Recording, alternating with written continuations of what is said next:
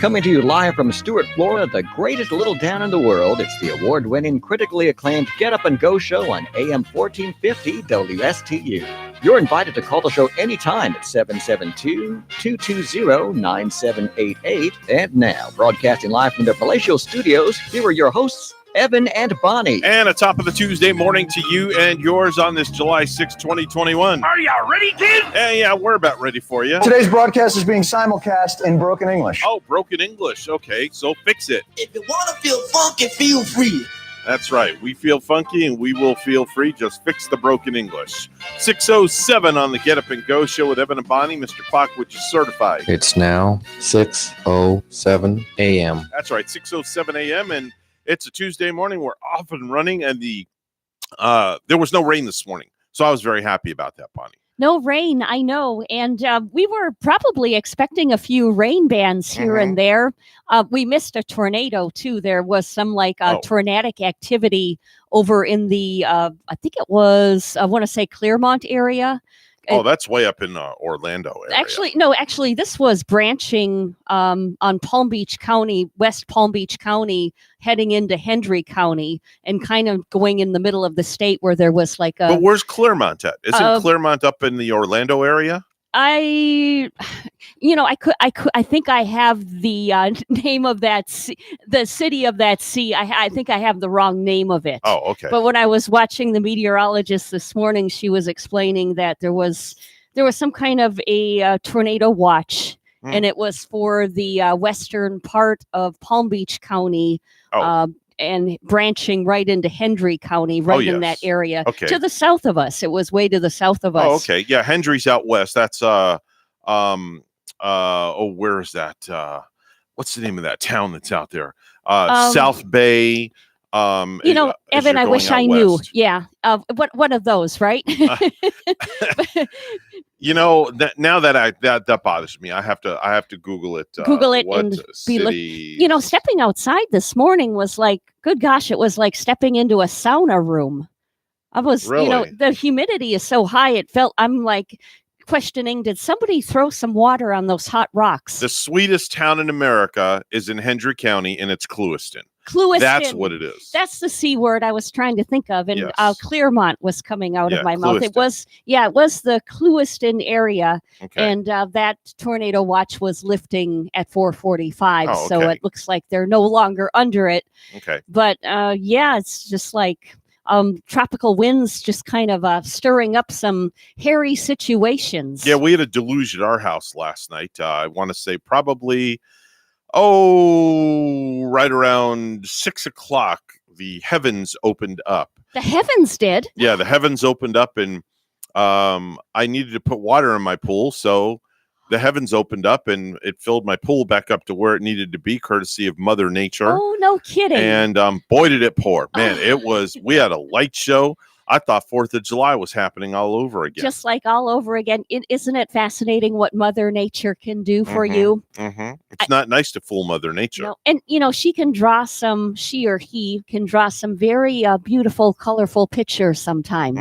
Particularly the most beautiful I've seen, I think, are down in the Keys, like in Key West, where I think they have some of the best sunsets in the world to especially envision. in Mallory Square down there, where they have the sunset celebration with all the street performers. That's always a lot of fun. You ever been down there to Mallory Square? I think I've been. I know I've been around that area. I was to Fantasy Fest. They call it Fantasy Fest around Halloween one year. And I think that's and is the Mallory Square area too, where they have the aquarium on top of like Duval Street.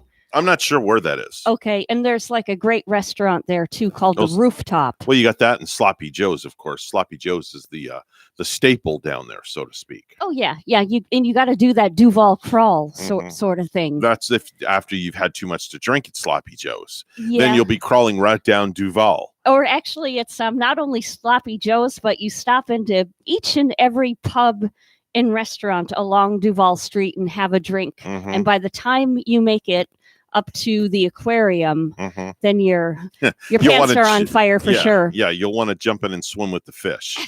That's for darn sure. Absolutely. Yeah. So what'd you do yesterday and you got out of here? You had a busy day. You So- had massage after massage after massage. Yeah, we were busy, and massage, and I did some stretch yesterday. I stretched a gentleman from Palm City, Mm, and he felt really good when he was heading out of there. mhm. And he just wished he could schedule a massage with me, but we've been so busy. We've been under the gun of having massage stretch back after back to back to back. Mhm. Things are good, with massage here. It's really busy. So you stretched them. You stretched them from one county to the other, basically, is what you did. Yeah.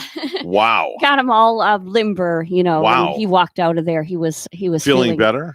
He was appreciating it. Now, do you excuse me? Do you stretch all the limbs, like the arms, the legs, Mhm. the ankles? I mean, do you go like part by part? How Yeah. does that work? We do what's called, at first we do the 7 cervical, where we stretch your neck muscles and get your head and your neck muscles moving. Stretch back your arms a little Okay. bit, like I showed you that one Right. day when You took my arm and put it basically all the way back to the other room for me. you were like Stretch Armstrong Yeah. there, Evan. I felt like Gumby.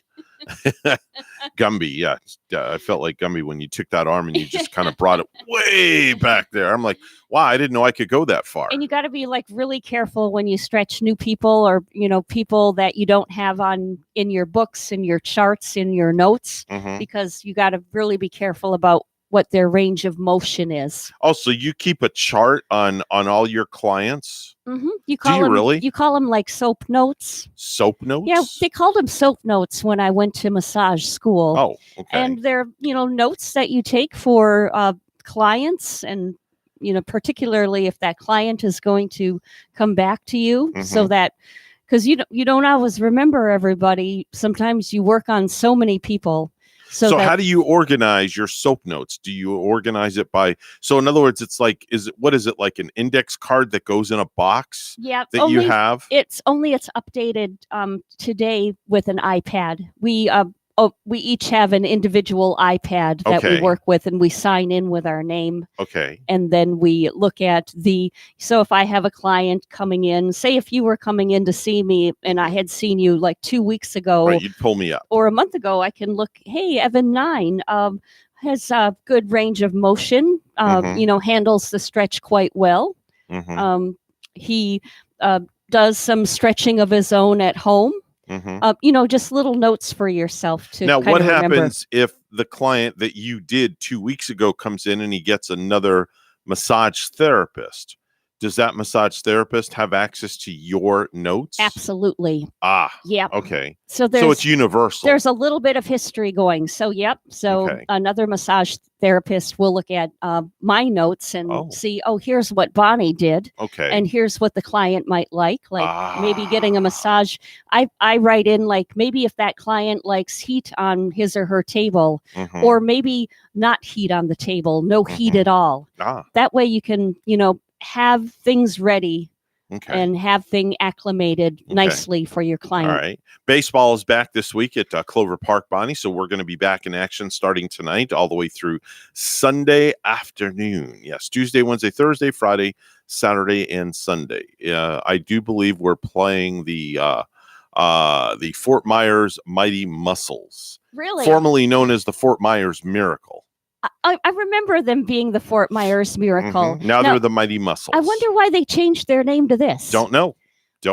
I think Franchise is different now. I don't know if it's just because I'm used to it, but I think I like Miracle better Mhm. than Mighty Muscle. Well, anybody needs a miracle, of course.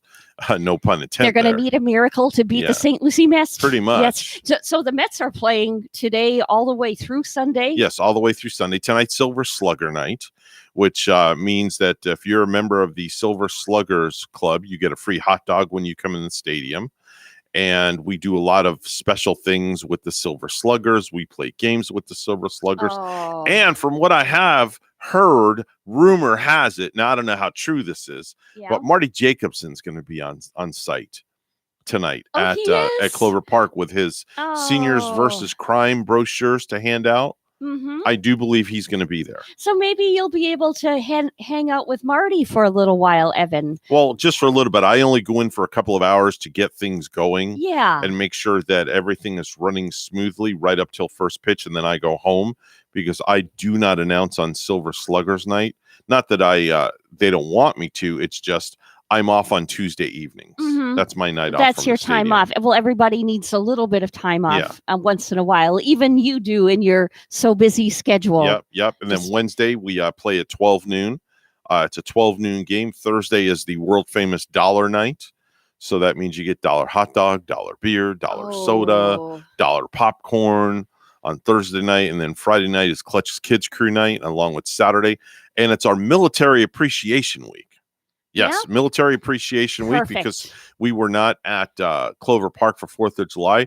So we're doing something special for all the active and non-active veterans, both active and retired, where if they send a photo into info@stluciemets.com, they'll be part of our picture montage on the scoreboard, and we'll be celebrating that this Thursday, Friday, and Saturday with fireworks Saturday night. Oh, and you're going to see their nice photo up on the scoreboard, like pictures of the veterans. Yeah, it'll be like rolling. It'll be a rolling montage of pictures. And their families too, or something like that? No, just the soldiers, just active military. Oh, man.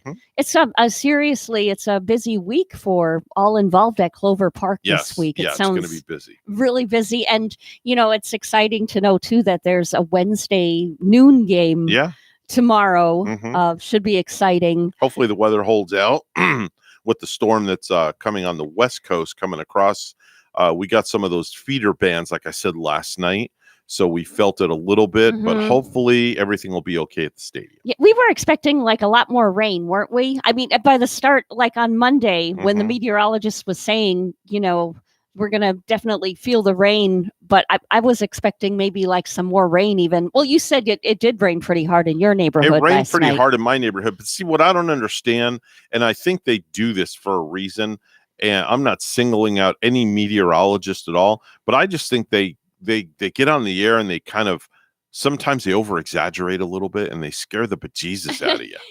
You know what? I think media in general does, because if there is a hurricane coming and it's coming toward us, I've got my relatives calling me from Wisconsin and Illinois. Well, they're asking if it's going to come up to them and hit them. They're saying, hey, Bonnie, is a hurricane coming our way? Could you let us know? Pretty much some of my relatives will say, Bonnie, you better come home.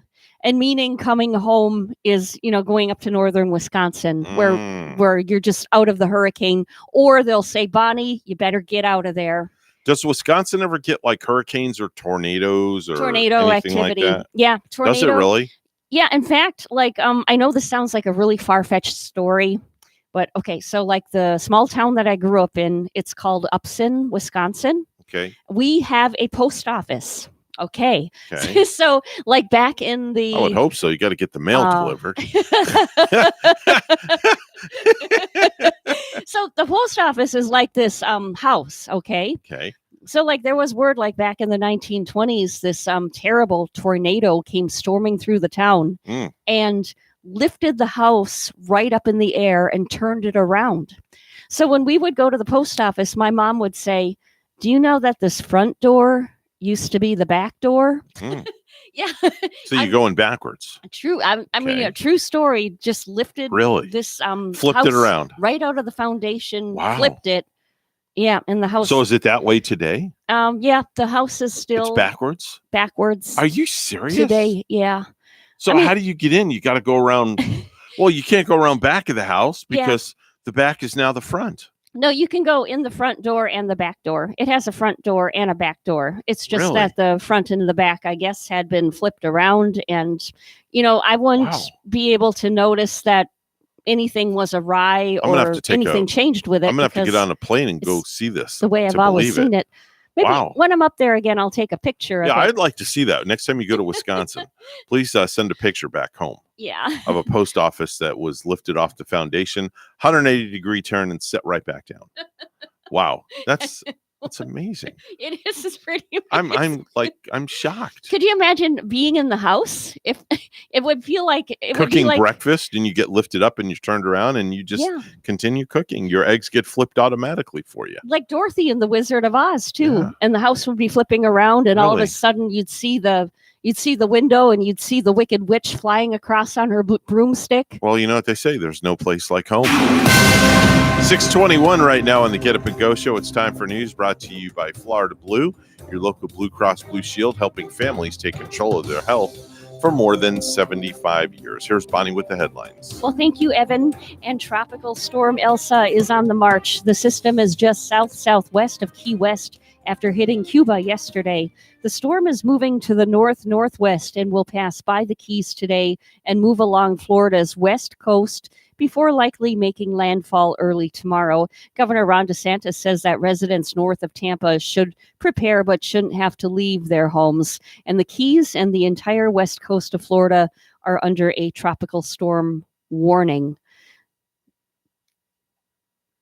There's a new nationwide push to get more COVID-19 vaccines and arms this July and August. As coronavirus cases rise again due to the spread of the Delta variant, experts say increasing the number of vaccinations can add more protection for those already vaccinated.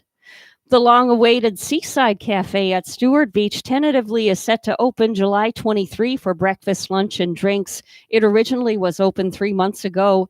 Seaside will run much like the Sand Dune Cafe in Jensen Beach, but with different menu items such as shrimp and grits, Beyond Burgers, and acai bowls.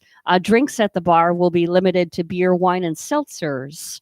The cafe will be open Friday, Saturday, and Sunday, and eventually expand to weekdays. Operating hours are still being determined. The Sandu Cafe is open 9 a.m. to 4 p.m. Monday through Friday and is temporarily closed on Wednesdays because of staffing shortages, according to the county website.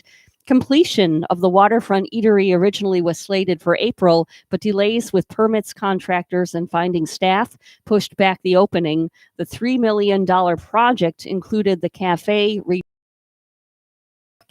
renovating restrooms, and moving them closer to a boardwalk deck and a chicky hut for shade over the deck. The cafe building alone cost about $1.5 million. Well, lastly, a new traffic light is expected to be operational by August 8th at the US 1 and Dixie Highway intersection, Hobe Sound.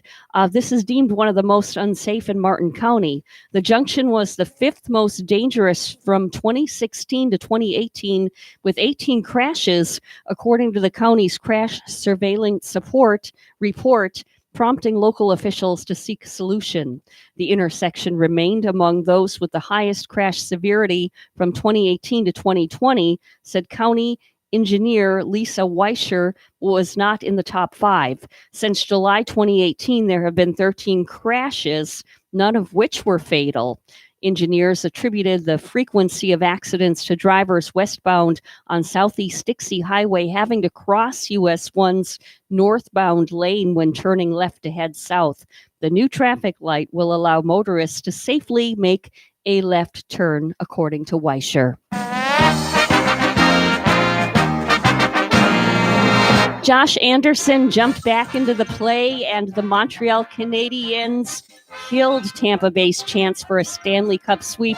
Anderson scored his second goal, 3:57 into overtime, and the Canadiens avoided elimination by defeating the defending champion Lightning 3-2 in Game 4 on Monday night.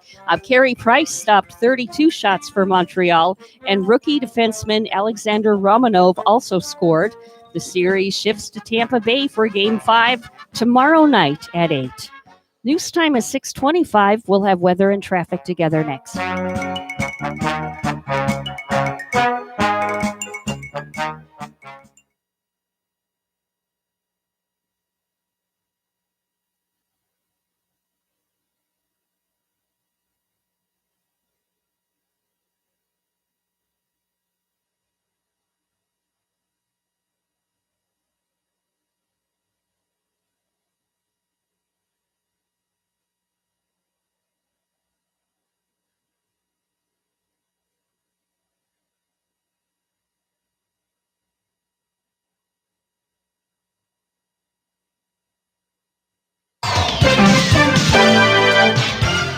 6:26 right now on the Get Up and Go show with Evan and Bonnie. It's time for traffic and weather together. Bonnie? On our roadways right now, Evan, we're not finding any accidents to report for these early Tuesday morning hours. So the roads are fine. US 1 is looking good. So are our major highways nice and clear right now.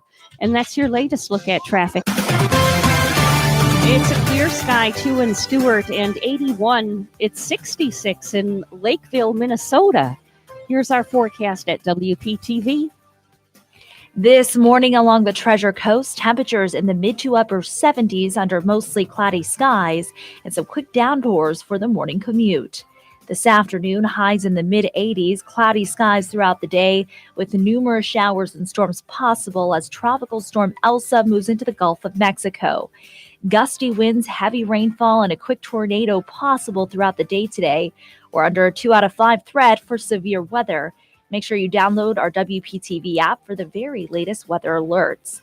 Tonight, temperatures in the mid to upper 70s, more showers and storms into the overnight hours, some strong to severe. I'm WPTV First Alert Meteorologist Katya Hall on WSTU AM 1450, Martin County's Heritage Station.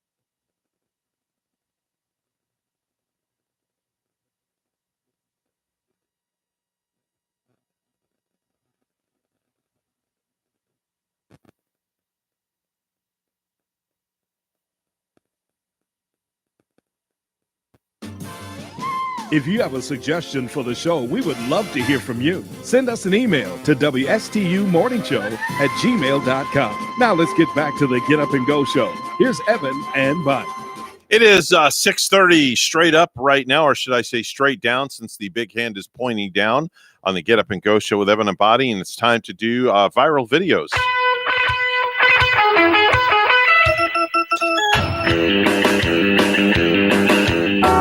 So this video I came across this morning is great.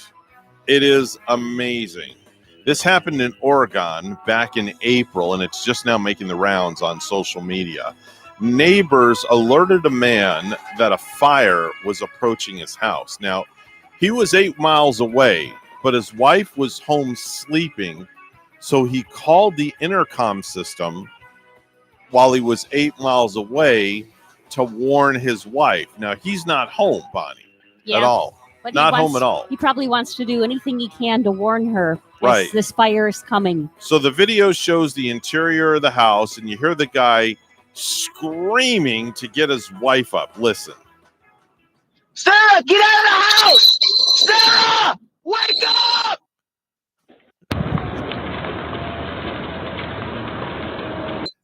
Sarah! Wake up! on the Get out of intercom, the house! yelling at the top of his lungs. This lady's dead asleep in the bedroom. And then Wake up! she comes stumbling out. There goes the cat. Oh, she's got bedhead hair. Yeah. There's Oh, a yeah. fire coming up the hillside! 15274. Oh my God, there's a huge fire outside my house. She just realizes it. That would make my skin crawl. Yeah. I mean, that looks like so scary out there. Yeah, there's the fire truck. Isn't there like a little ravine, and then you can see the smoke coming up? Yeah. Like the fire's going to be coming up that hill. Yep. Oh, Yep.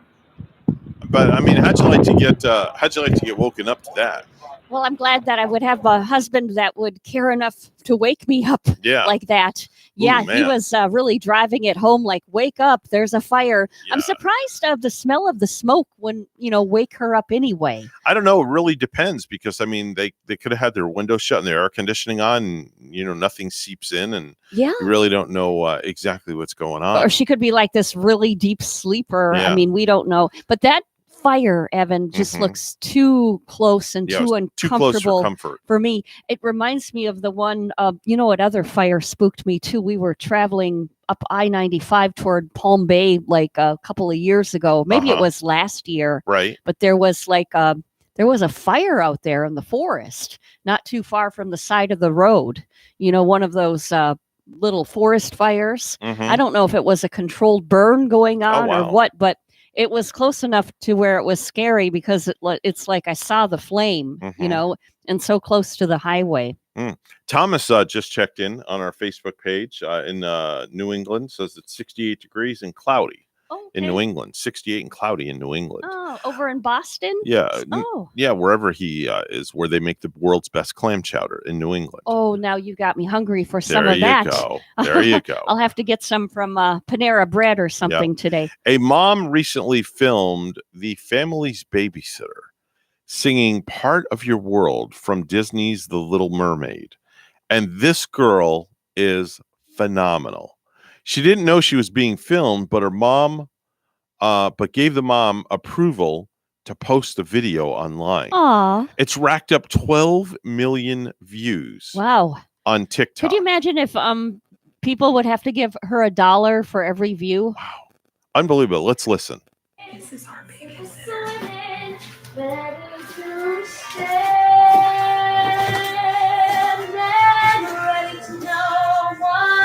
Questions and get some answers. What's a fire and what is it? What's the word? Burn. When's it my turn? Wouldn't I love to enjoy the shore above us? Out of the sea. Wish I could be part of that world. Such a beautiful voice. The young lady's pretty good. Yeah. Yeah. And the little girl that she's babysitting is like just sitting there Oh, mesmerized. I thought that might be her little sister. No. Looks like No, she was there's like babysitting. a little girl playing there, and Yeah. okay, she's the babysitter. Yeah, she was the babysitter. Yeah, she sounds really nice. It sounded like a Disney princess is what she legitimately Yeah. sounded like. I Yeah. was like, wow. Oh yeah. Oh, Evan, I saw a pretty scary video. One that kind of made my skin crawl because I was so Scary? fearful for this little baby. Okay. So at the Arizona Diamondbacks game on Sunday, Mhm. a guy caught a foul ball Mhm. with one hand, and he was holding his baby Mhm. and a beer in the other hand. Oh, I've seen that before happen. So, but Oh, yeah. he actually lets go a little bit of the baby for just Oh. a second to catch the ball, and then he snatched her back up after he caught it, Mhm. and then he did this all with barely spilling a drop of his beer. Really?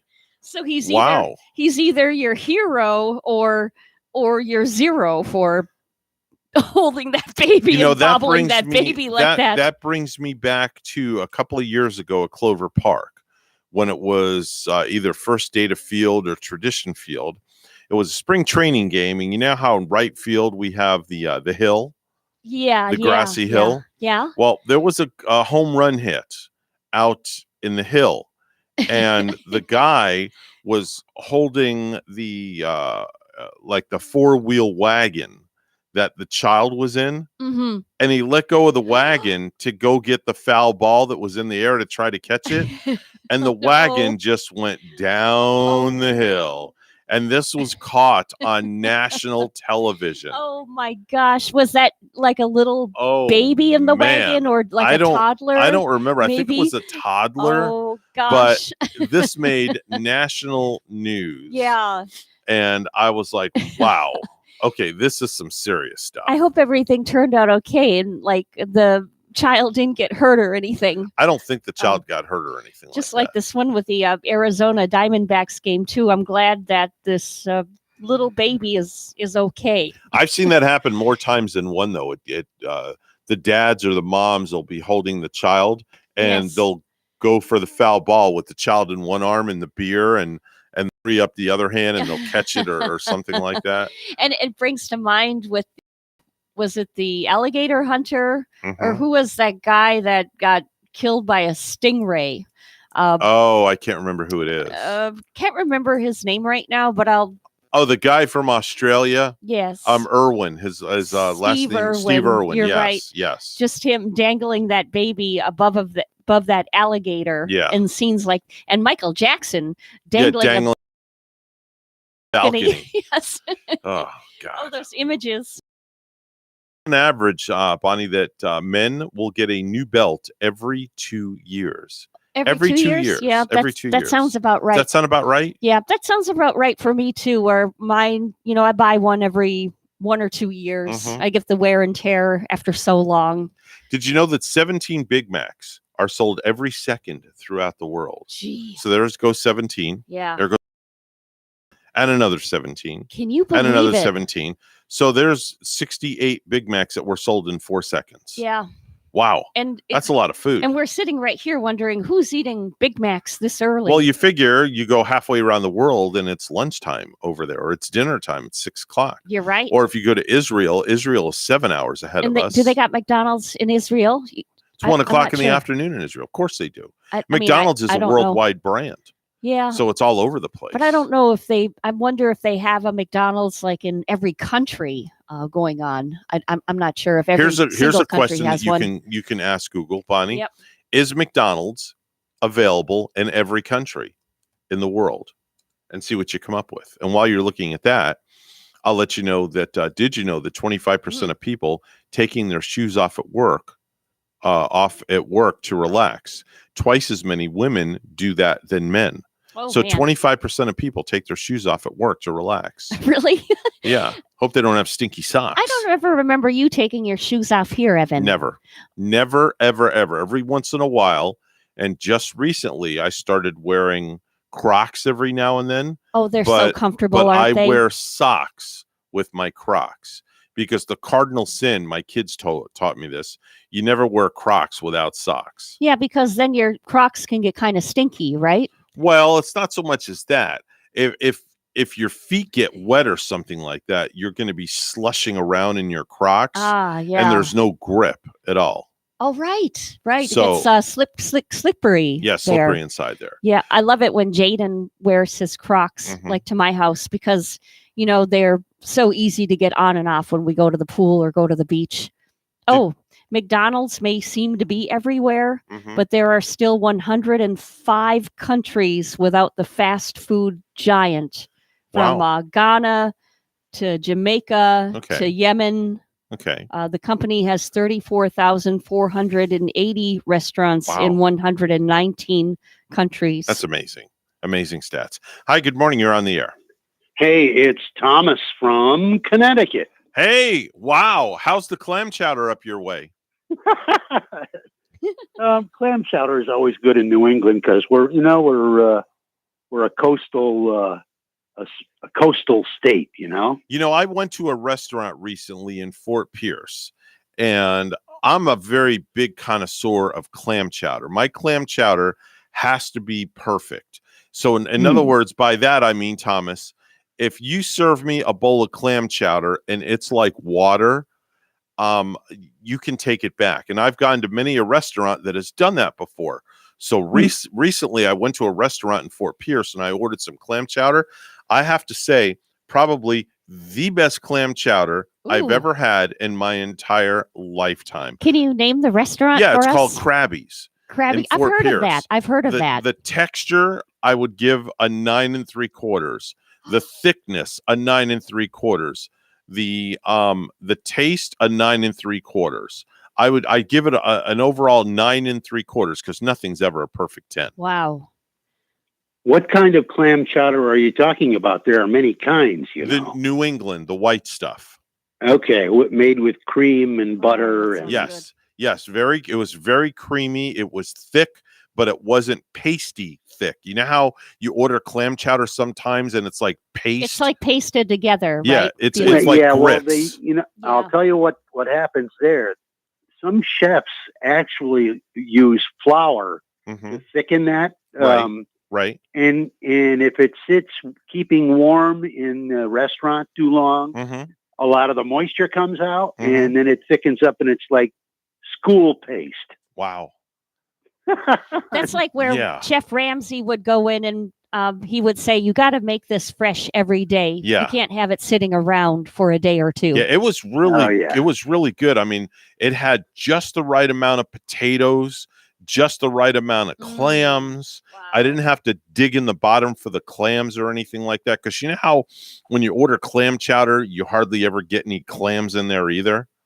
I'll tell you a funny story. All right. I worked with my my buddy Larry, who I just lost. But I don't want to be negative on your show. No, that's all right. I worked with my buddy Larry in a delicatessen years ago, and we used to make a soup every day to go along with the sandwiches that we made, and donuts and coffee and all that stuff. And on Fridays, because it's a Catholic thing, we used to make clam chowder. And we always had a signboard, and on the signboard we would put fresh made this morning New England clam chowder, homemade, and this time we left the clam in it. Wow. Very nice. It sounds like that could be some of the best clam chowder too, right there. So if I come up to your neck of the woods and come and visit one day, will you take me to a restaurant that has the best clam chowder in New England? When you come up, I'm about halfway where I live. I'm about halfway between Boston and New York City. All right. So what airport would I fly into? You would fly into Bradley International Airport. Okay. Which is called BDL. Okay. And it's about half an hour to 40 minutes, depending on traffic, away from where I am in the woods. Okay. But I would take you to the Connecticut coastline. Okay. And I would take you to a place called Lenny and Joe's Fish Tail.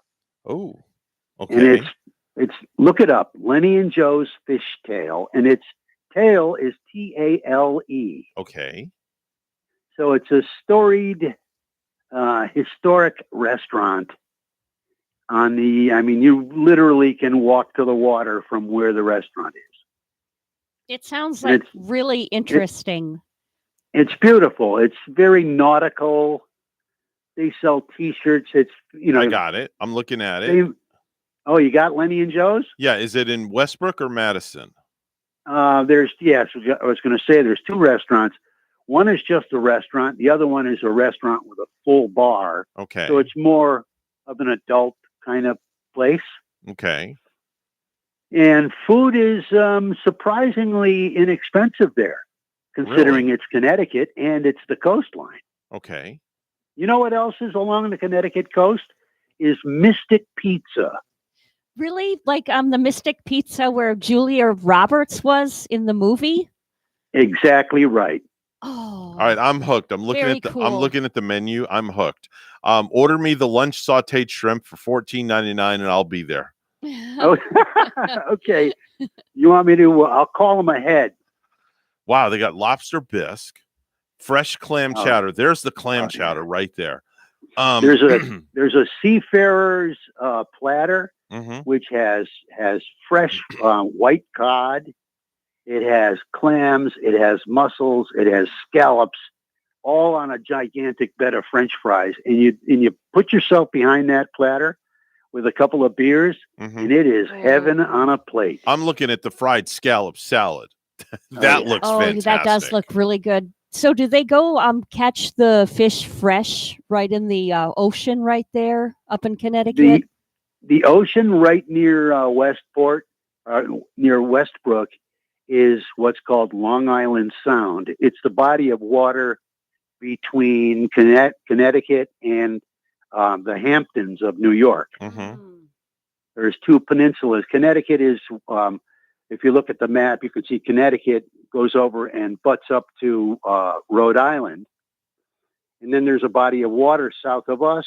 And the next body of land is the peninsula where the Hamptons are, which is where all the rich people out of New York live.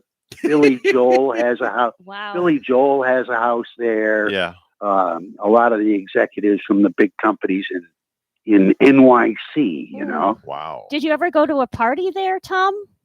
No, I don't rub elbows with that kind of people. I think Christy Brinkley is still up in that area too, if I'm not mistaken. The Uptown Girl. Yes. Yeah, the Uptown Girl. She Hey, is. how's the radio career going? Are you doing any more fill-in radio work? I haven't done any radio fill-in work. Well, it's been about a month and a half or so. Okay. But I also go out and play guitar solo. I play guitar and sing songs from the 60s and 70s. Oh. And I work in senior homes. Okay. And they love it when I come in because I'm optimistic, I'm up-tempo, I play guitar and I sing and I engage them, and I'm like the entertainment there. So We're gonna I have have fun to, doing that, and I make a few bucks too. We're going to have to set up a Zoom call one morning with Yeah. you and have your guitar so we can see you and have you play for our listeners live on the air. Can you do like the Oh. Mamas and the Papas or anything? What kind of songs are you singing? I could do California Dreaming. Yep. Oh, wow. Oh, You could do a yeah. little Proud Mary in D.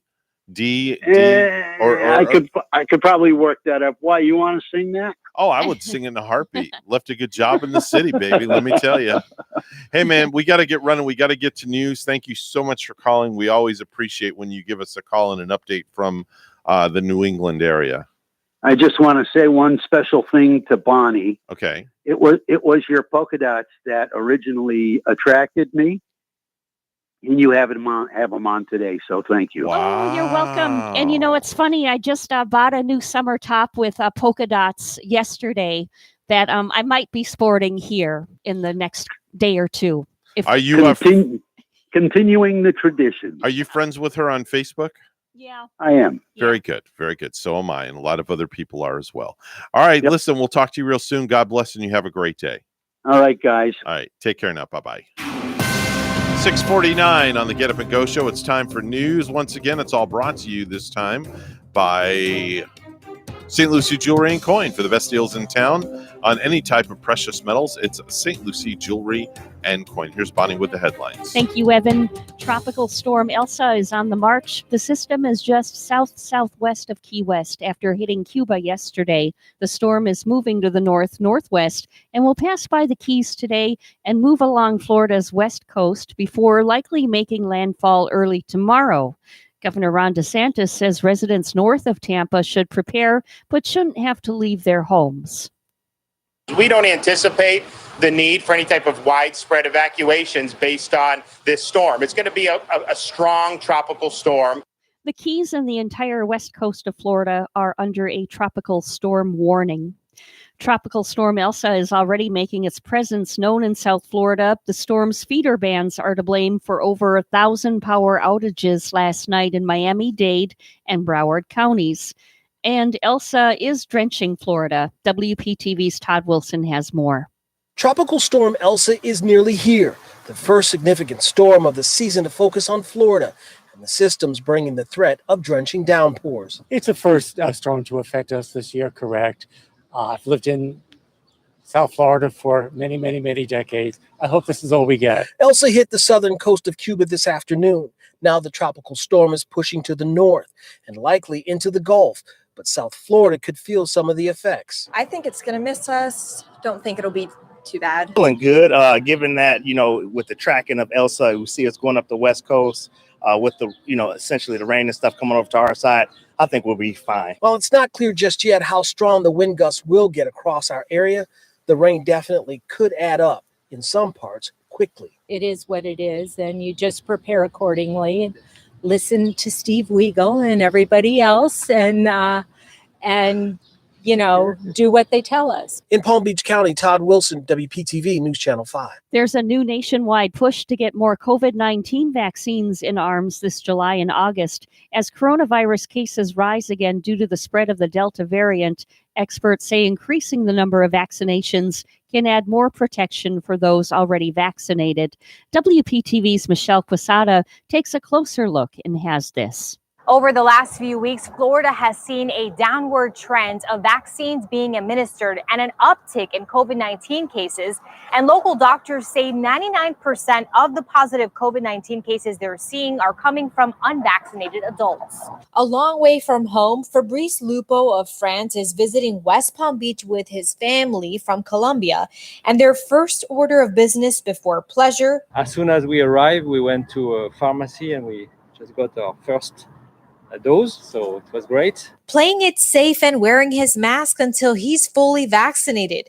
A good idea now that the CDC's COVID transmission map shows a substantial level of COVID-19 transmission for Palm Beach County and the Treasure Coast, when weeks ago it was at moderate. The weather is very, very nice. Everybody's hanging out. And you also have people traveling from all over the state or the country coming in. So yeah, it's just a matter of time. Infectious disease specialist Dr. Oleyemi Oshiemi says even with the Delta variant, the majority of people locally contracting COVID-19 are unvaccinated. I'd like to say probably 99% right now, pretty much almost all of them are. According to the latest report from the Florida Department of Health, the new case positivity rate is at 5.2% for the week of June 25th, steadily increasing since the start of June. Over the last 10 weeks, vaccine administration across the state has dropped from nearly 500,000 in the beginning of June to about 250,000 at the end of the month. Dr. Oshiemi points out that the cases of COVID-19 infections he has seen in vaccinated folks did not complete the full 2-dose series. People just need to remind themselves where we've been and where we don't want to go back to. In Palm Beach County, nearly half of the population is fully vaccinated. Michael Tabman in town, house hunting from Kansas City, says even with the vaccine, he's being careful. I had a lot of confidence in the vaccination, but I cannot say that the Delta variant does not concern me. Experts say the vaccines protect against variants so far, and by increasing the number of vaccinations, you limit the spread of the virus, giving it less opportunity to change. Michelle Quesada, WPTV News Channel 5. And lastly, a new traffic light is expected to be operational by August 8 at the US 1 and Dixie Highway intersection, deemed one of the most unsafe in Martin County. The junction was the fifth most dangerous from 2016 to 2018, with 18 crashes, according to the county's crash surveillance report, prompting local officials to seek a solution. Giannis Antetokounmpo is listed as doubtful for Game 1 of the NBA Finals against the Phoenix Suns on Tuesday after missing the Milwaukee Bucks' last two games with a hyperextended left knee. Antetokounmpo was injured in Game 4 of the Eastern Conference Finals against the Atlanta Hawks. Now, Game 1 of the NBA Finals, Phoenix Suns versus Milwaukee Bucks, is tonight at 9 in Phoenix. News time 6:55 with weather and traffic together next.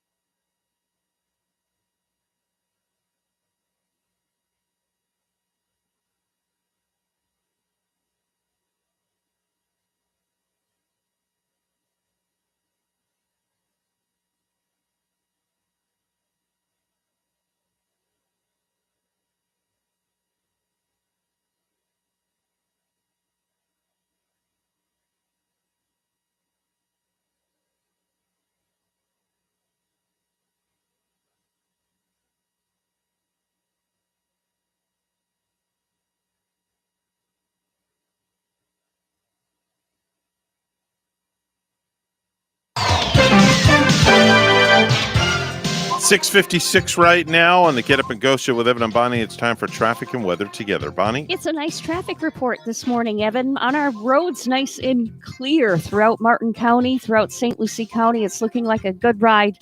Throughout the morning, though, if you see something, say something. Call us at 220-9788, 220-WSTU. It's 78 in Port St. Lucie. In Teruel, Spain this morning, 81 degrees. Here's our forecast at WPTV. This morning along the Treasure Coast, temperatures in the mid to upper 70s under mostly cloudy skies and some quick downpours for the morning commute. This afternoon, highs in the mid 80s, cloudy skies throughout the day with numerous showers and storms possible as Tropical Storm Elsa moves into the Gulf of Mexico. Gusty winds, heavy rainfall, and a quick tornado possible throughout the day today. We're under a 2 out of 5 threat for severe weather. Make sure you download our WPTV app for the very latest weather alerts. Tonight, temperatures in the mid to upper 70s, more showers and storms into the overnight hours, some strong to severe. I'm WPTV First Alert Meteorologist Katya Hall on WSTU AM 1450, Martin County's Heritage Station.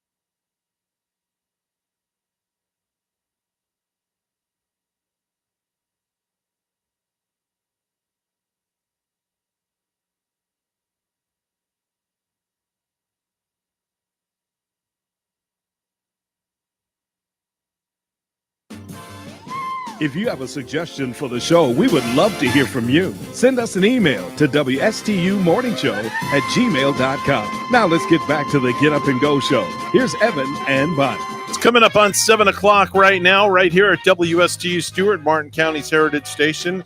The news is coming up next, and then hour number 2 of the Get Up and Go show with Evan and Bonnie. Don't go anywhere.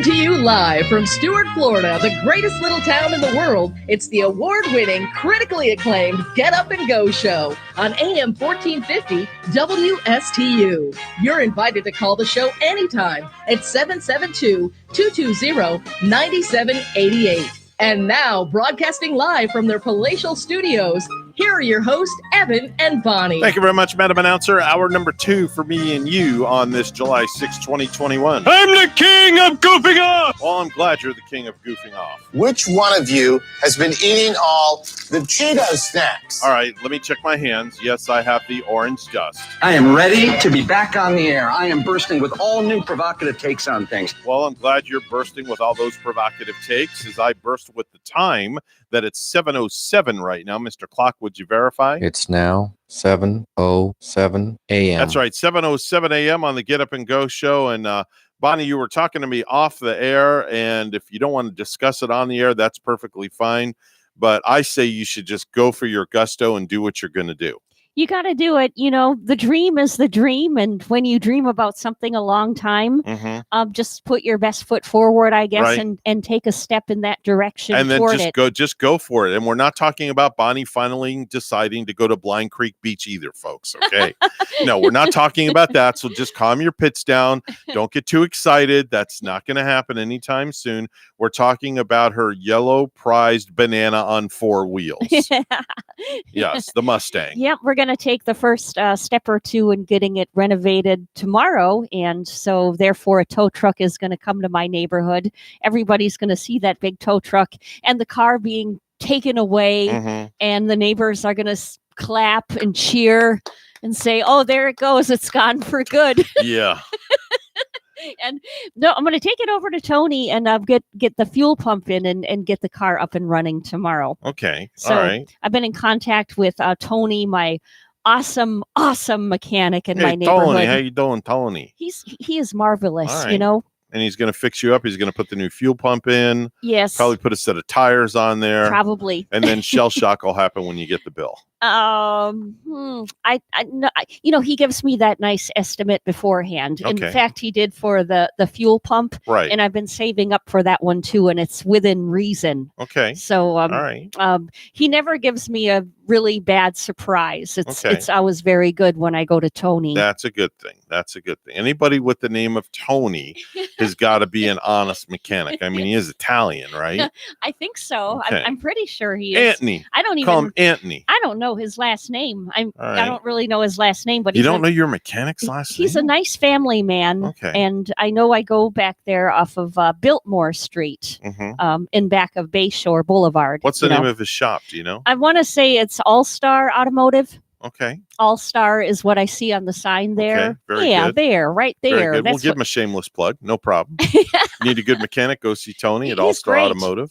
All right. Very I just good. don't want to give him more business than he can handle, but he handles it. He handles it quite well. That's a good thing. Yep. Every time I go there, it's timely and affordable. All right. Very good. Let's do some birthdays.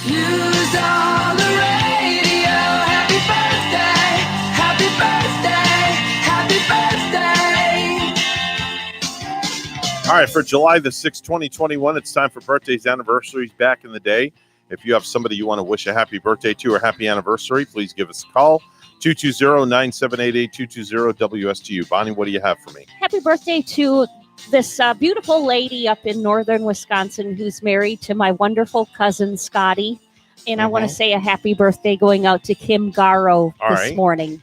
You're like the queen of birthdays. You always have somebody you know that's having a birthday. I don't think there's ever been a day that's gone by. Well, maybe one or two. Oh, yeah. That's gone by where there's like nobody having a birthday. There was like July 2nd and July 3rd. Sometimes I just look at the list and I don't know them. Okay. Or, you know, like if it's just somebody that I know through acquaintance, but I'm not Okay. really close with, sometimes then I don't mention their birthday. Okay.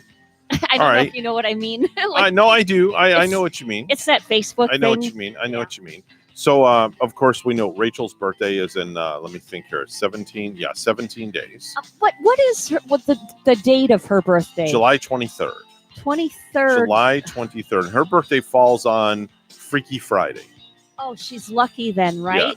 I just went to the Friday calendar and look, it comes up in bright red, so I don't forget it. But you're not See gonna, it right there? Yep. You're not going to celebrate it though on a Friday. Are you going to celebrate it a little bit later? I'll do whatever she wants to do. But I mean, we are going to SeaWorld because we have those annual passes now. Oh man! So we're going to go to SeaWorld on the when did I say we're going to SeaWorld? The 17th or something. 17th? Is it 17th or 18th? Let me look here.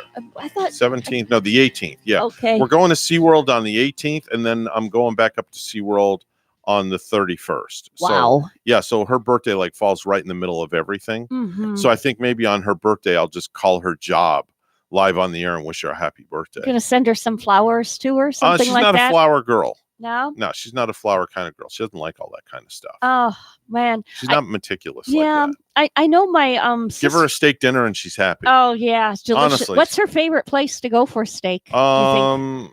I don't know. She likes Longhorn where we go. Yeah. So like a steak dinner, a baked potato has to have 10 pounds of sour cream. Oh, I know. Oh, yeah, So and do butter. I. Yeah. I like a little potato with that sour cream and butter They myself. bring it out and she looks at them like, can I have some more sour cream, please? And they'll bring out like a little scoop. And she'll look at the girl again. I need more sour cream, please. Uh-huh. Me Yeah, too. she's got to have that sour cream. That's okay, Rachel. I got to say Yeah. that's really okay. Yeah. We had a first in my house last night. Oh, no.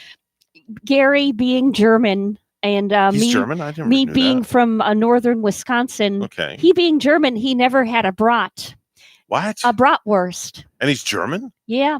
What's wrong with He him? never tried bratwurst before. We had it for the very first time. And he liked it. I made it on the Ninja Foodie, so I wouldn't grill outside and let the flies in. He Okay. liked it, and I Okay. was surprised. Okay. Did you have sauerkraut with it? No, potato salad. Oh, I okay. just regular picnic potato salad. Excuse me. Got to make it next time you make the bratwurst. Get some sauerkraut. Steam some sauerkraut up. You're right. It's really good with bratwurst. I remember my uncle making it that way. Yep. And I did.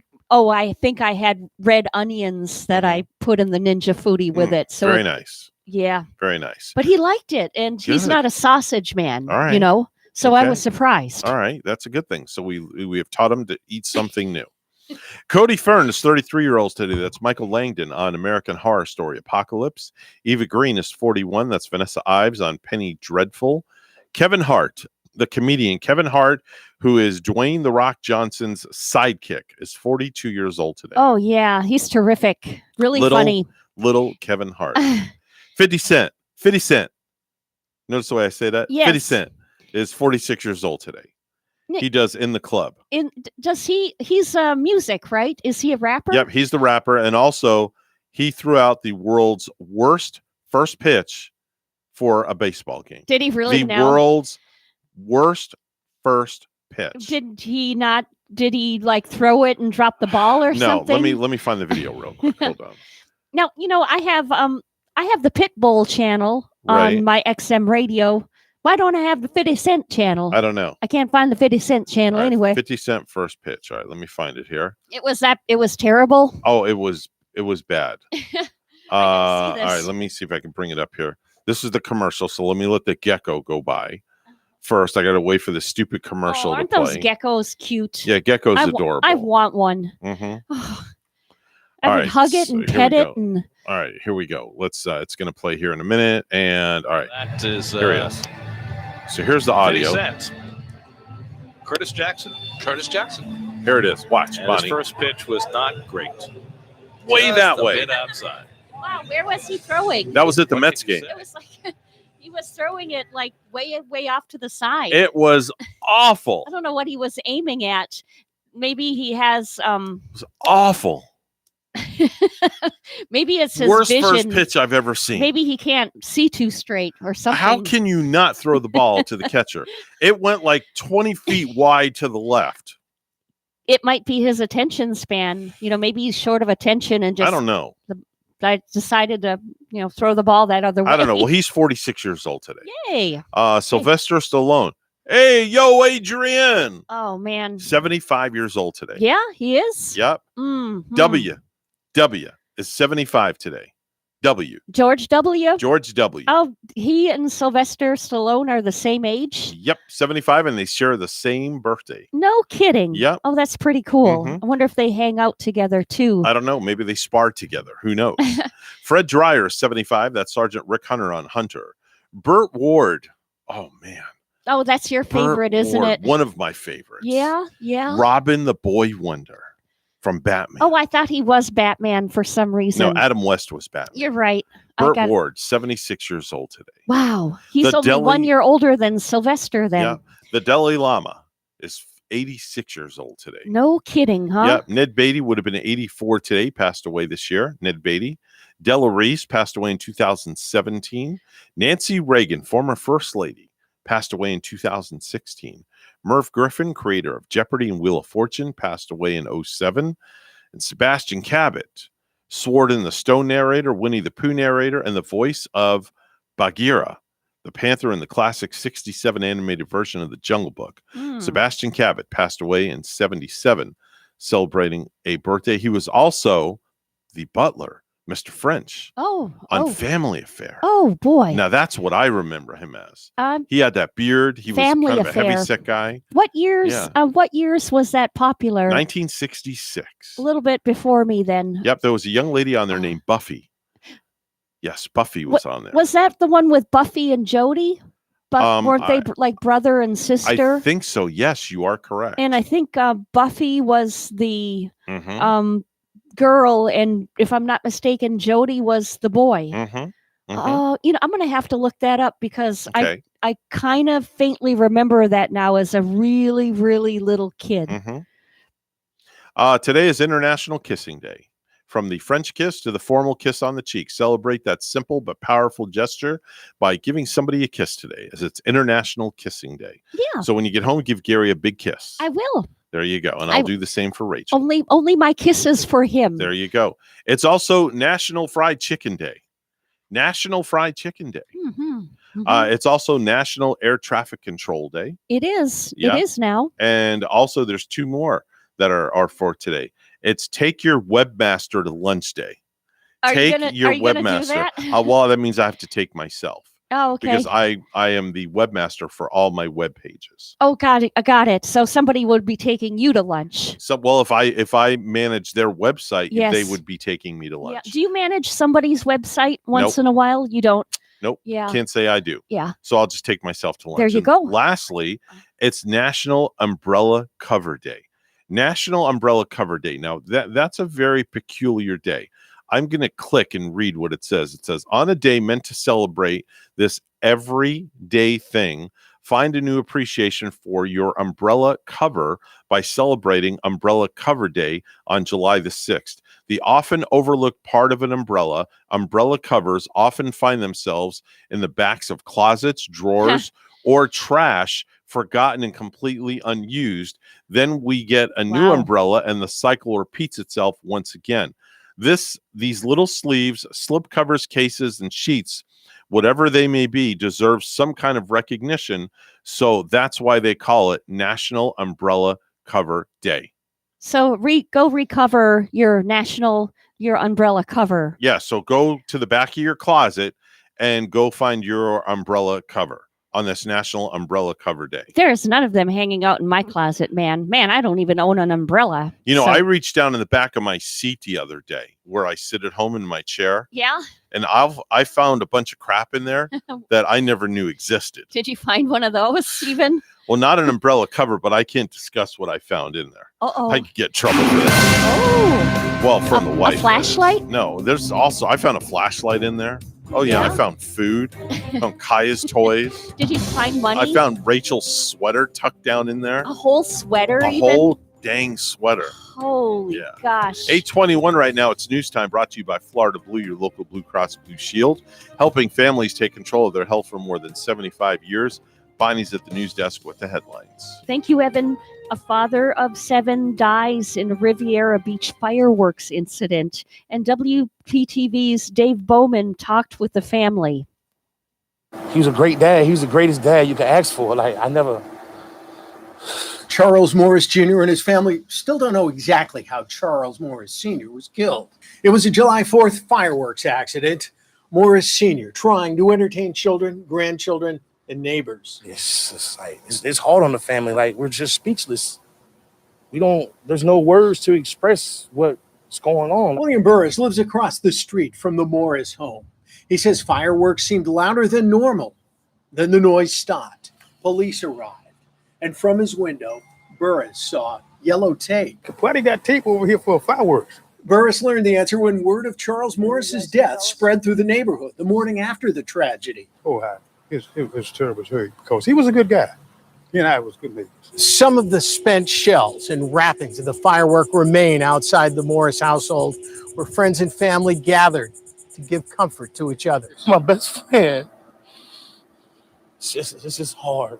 Charles Morris Jr. says police told him fireworks struck his father under the chin. Another man, whose name has not been released, was hospitalized in critical condition. Charles Morris Sr. was 55, the father of 7. This is devastating to all of us, and we just lost for words. In Riviera Beach, Dave Bowman, WPTV News Channel 5. Also in South Florida, the death toll now stands at 28 in the Surfside condo collapse. A news conference last night, Miami-Dade Mayor Daniela Levine Cava confirmed the new count and praised the efforts of first responders working to find the 117 people still unaccounted for. They've worked under this great difficulty, and they have pulled shifts to rotate because that's how much they want to be out there searching. The discovery of the 28th victim was made after demolition crews brought down the remaining section of the building Sunday night. This Palm Beach podcast gives businesses extra exposure and reach to rebound.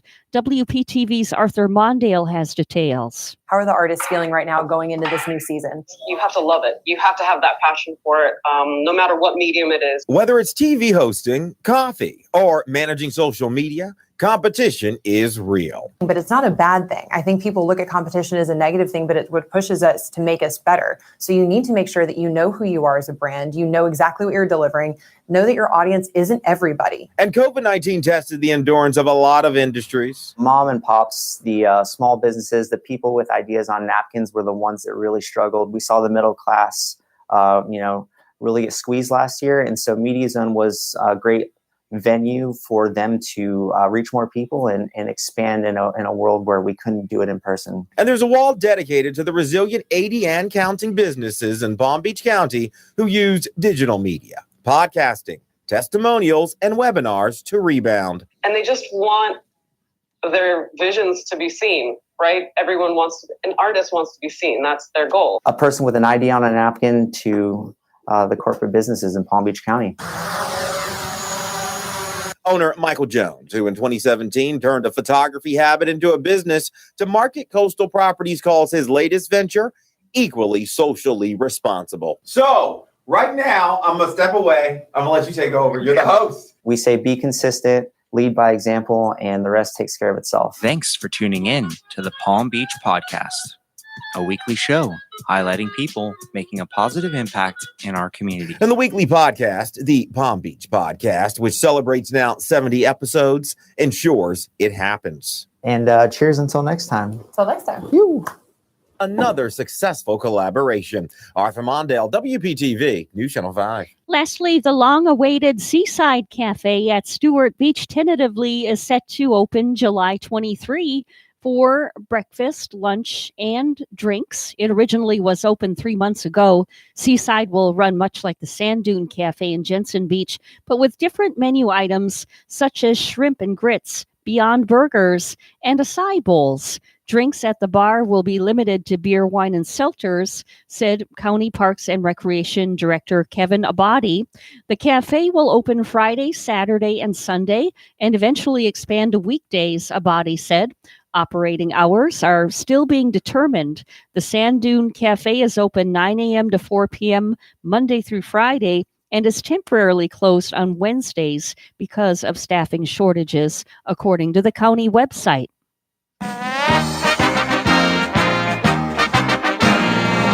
A medical examiner in Michigan said an autopsy has determined that Columbus Blue Jackets goaltender Matis Kivlenieks died of chest trauma from an errant fireworks mortar blast and not a fall, as authorities previously reported. Police in Novi, Michigan said the mortar-style fireworks tilted slightly and started a fire toward people nearby Sunday night. The 24-year-old Kivlenex was in a hot tub and tried to get clear with several other people, Lieutenant Jason Meyer said. Now, the initial autopsy determined Kivlenex died from a percussive injury caused by the powerful blast from the fireworks, which triggered major damage to his heart and lungs, according to police. News time is 7:27. We'll have weather and traffic together next.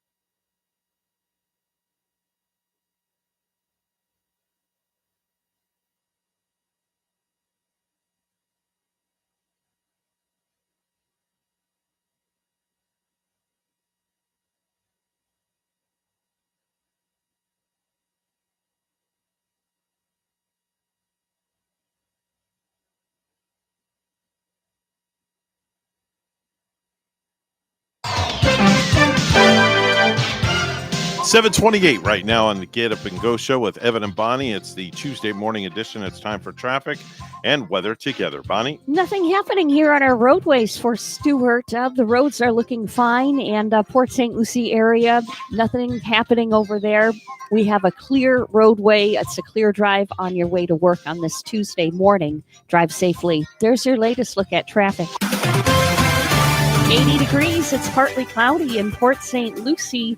And in Empire, Nevada, clear and 73. Here's our forecast at WPTV. This morning along the Treasure Coast, temperatures in the mid to upper 70s under mostly cloudy skies and some quick downpours for the morning commute. This afternoon, highs in the mid 80s, cloudy skies throughout the day with numerous showers and storms possible as Tropical Storm Elsa moves into the Gulf of Mexico. Gusty winds, heavy rainfall, and a quick tornado possible throughout the day today. We're under a 2 out of 5 threat for severe weather.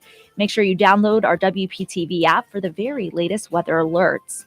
Tonight, temperatures in the mid to upper 70s, more showers and storms into the overnight hours, some strong to severe. I'm WPTV First Alert Meteorologist Katya Hall on WSTU AM 1450, Martin County's Heritage Station.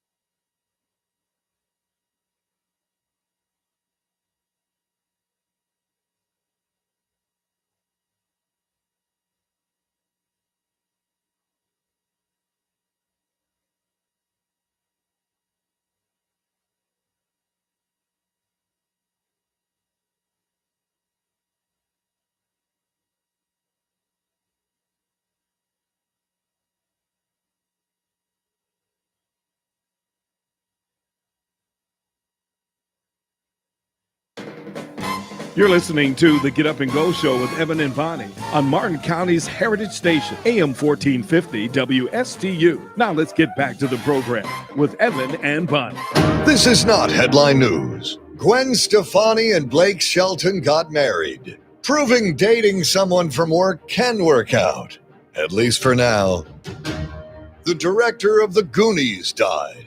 Don't bother asking any of the cast about it because Goonies never say die! Jennifer Lopez and Ben Affleck took their kids to Universal Studios, so we know their relationship can at least withstand the line for Harry Potter. Nikki Sixx from Motley Crue is celebrating 20 years of sobriety, while Vince Neil is celebrating 5 years of obesity. And Joey Chestnut won his 14th hot dog eating contest, and now he's changing his name to Joey Chest Pains. This is not headline news. From not headline news, we go to the stupid stuff. And now it's time for Stupid News, It's so stupid and awesome. where we ask the important questions. Are some people too stupid to live? Why are people so stupid? Are you effing stupid? All right, so we're going to go all the way to the northeast corner of the good old USA, to the great state of Maine. All right, let's go there. Waterboro, Maine, where Uh-huh. police responded to a report of a stolen vehicle this past Sunday evening. Uh-oh. And they stopped a guy who was walking nearby because they thought he was involved. Now, it turns out the guy wasn't involved, but there was a warrant out for this guy's arrest because he'd been caught shoplifting from Walmart. So it gets interesting. So this guy walking down the street had Yeah. nothing to do with a stolen vehicle. Right. But he is a thief at Walmart? Right, he's a thief at Walmart. He had a warrant out for his arrest. Wow. So they took this guy to jail and they booked him and then let him post a $200 bail to get out of jail. But he tried to post bail with counterfeit money. He handed them two $100 bills that were not real. Did it almost work? So they tacked on a forgery charge and took him back to the jail cell. Oh, my. He paid another $100 in bail to get out later that day, apparently with real money that time. He's due in court August 4th. And he'll probably go out and do something stupid again. Yeah. But I hope not. You know, Yeah. there is hope for some people, so I have to stay positive for Very them. interesting. Yes. Very interesting. So if you get arrested and you're going to post your bail, don't do it with counterfeit money. No. Note to self. Or monopoly money for that matter. Let's go to Wyoming, where a 62-year-old man did something similar when he called 911. Now, this is in Wyoming? Yeah, this is in Wyoming. Okay. He did something when he called 911 last Thursday and asked why he wasn't arrested. Calls 911, says, "Hey, why haven't I been arrested?" Well, now I'm curious as to what he did to wonder why. Well, he said his house was raided and he had some meth, and yet he was not hauled to the station. Valid question. The thing is, the police never raided his house and didn't plan to. Oh, boy. It didn't happen in the first Yeah, place? it didn't happen in the first place. Did he dream this up that they did? Well, yeah, apparently he just imagined the whole thing Wow. while on meth. Yeah. That put the guy on the sheriff's radar. Well, that explains it then. Now, He they was went on meth. They went to check on him, found him driving down the road and pulled him over. The guy failed the sobriety test and told the cops that he used meth a day and a half before and he was still high on the meth. So they busted him.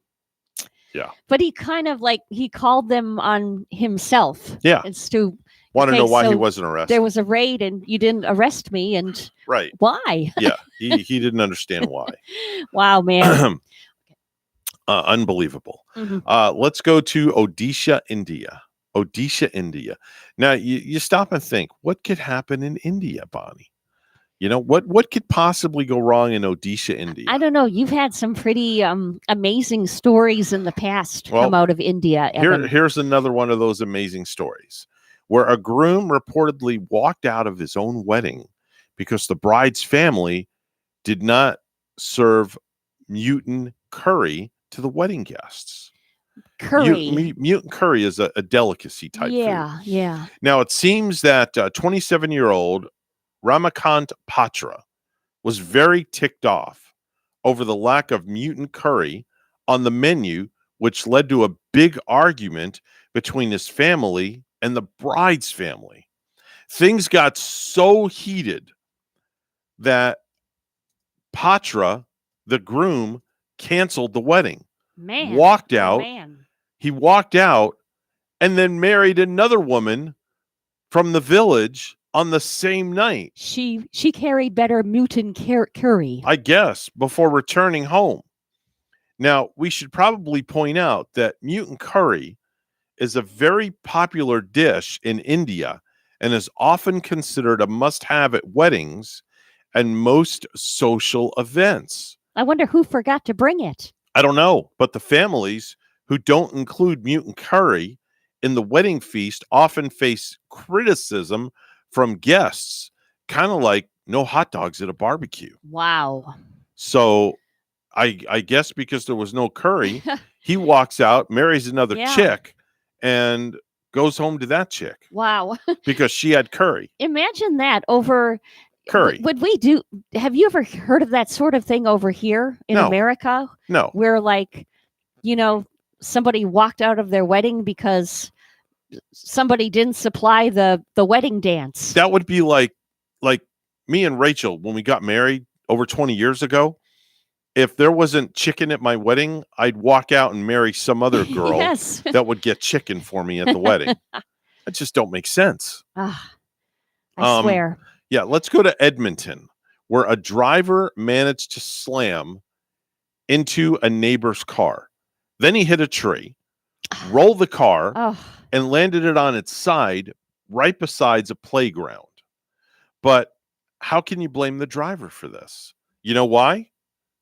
Driver was only 7 years old. Really? Yep. It seems the boy snuck the keys around noontime while his dad was taking a nap. His joyride through the Carlisle neighborhood lasted about 10 houses before all that broke loose. Fortunately, they happened to be renovating the park, so no kids were there when he crashed the car. Yeah, right away, Evan, when you said playground, I thought little kids right away, and hopefully no kids are hurt, but the person driving was a little kid. Yeah. Amazingly, the boy was fine and actually walked back home to tell his mom and dad about what happened. Ooh, he's going to get a spanking. He's going to get his butt whooped. He's going to get some grounding. Daddy, guess what happened? Well, I took the car for a joyride and, well, I kind of had a little accident and I crashed it in the playground and there were no kids there. And I mean, that dad's heart would be racing out of his chest right there. And it's a good thing that they were renovating. Yeah. This could have turned out much, much worse for all involved. This could have turned out to be a major, major disaster. Right. A major disaster. Yeah. Wow. Oh, boy. Have you ever seen that happen anywhere before? Where a child, or have you ever heard of that, where a child takes the car keys and goes joyriding and he's 7 years old? Maybe they should do something like put the car keys somewhere else. Yeah, we did it when we were little kids. You took a car when you were 7? I think we were about... Oh, my. We might have been 9 or 10. When you get that certain little age where, so grandma's out of the house, she went for a walk or she went for a drive with someone somewhere and the car keys are there and you're just kind of curious.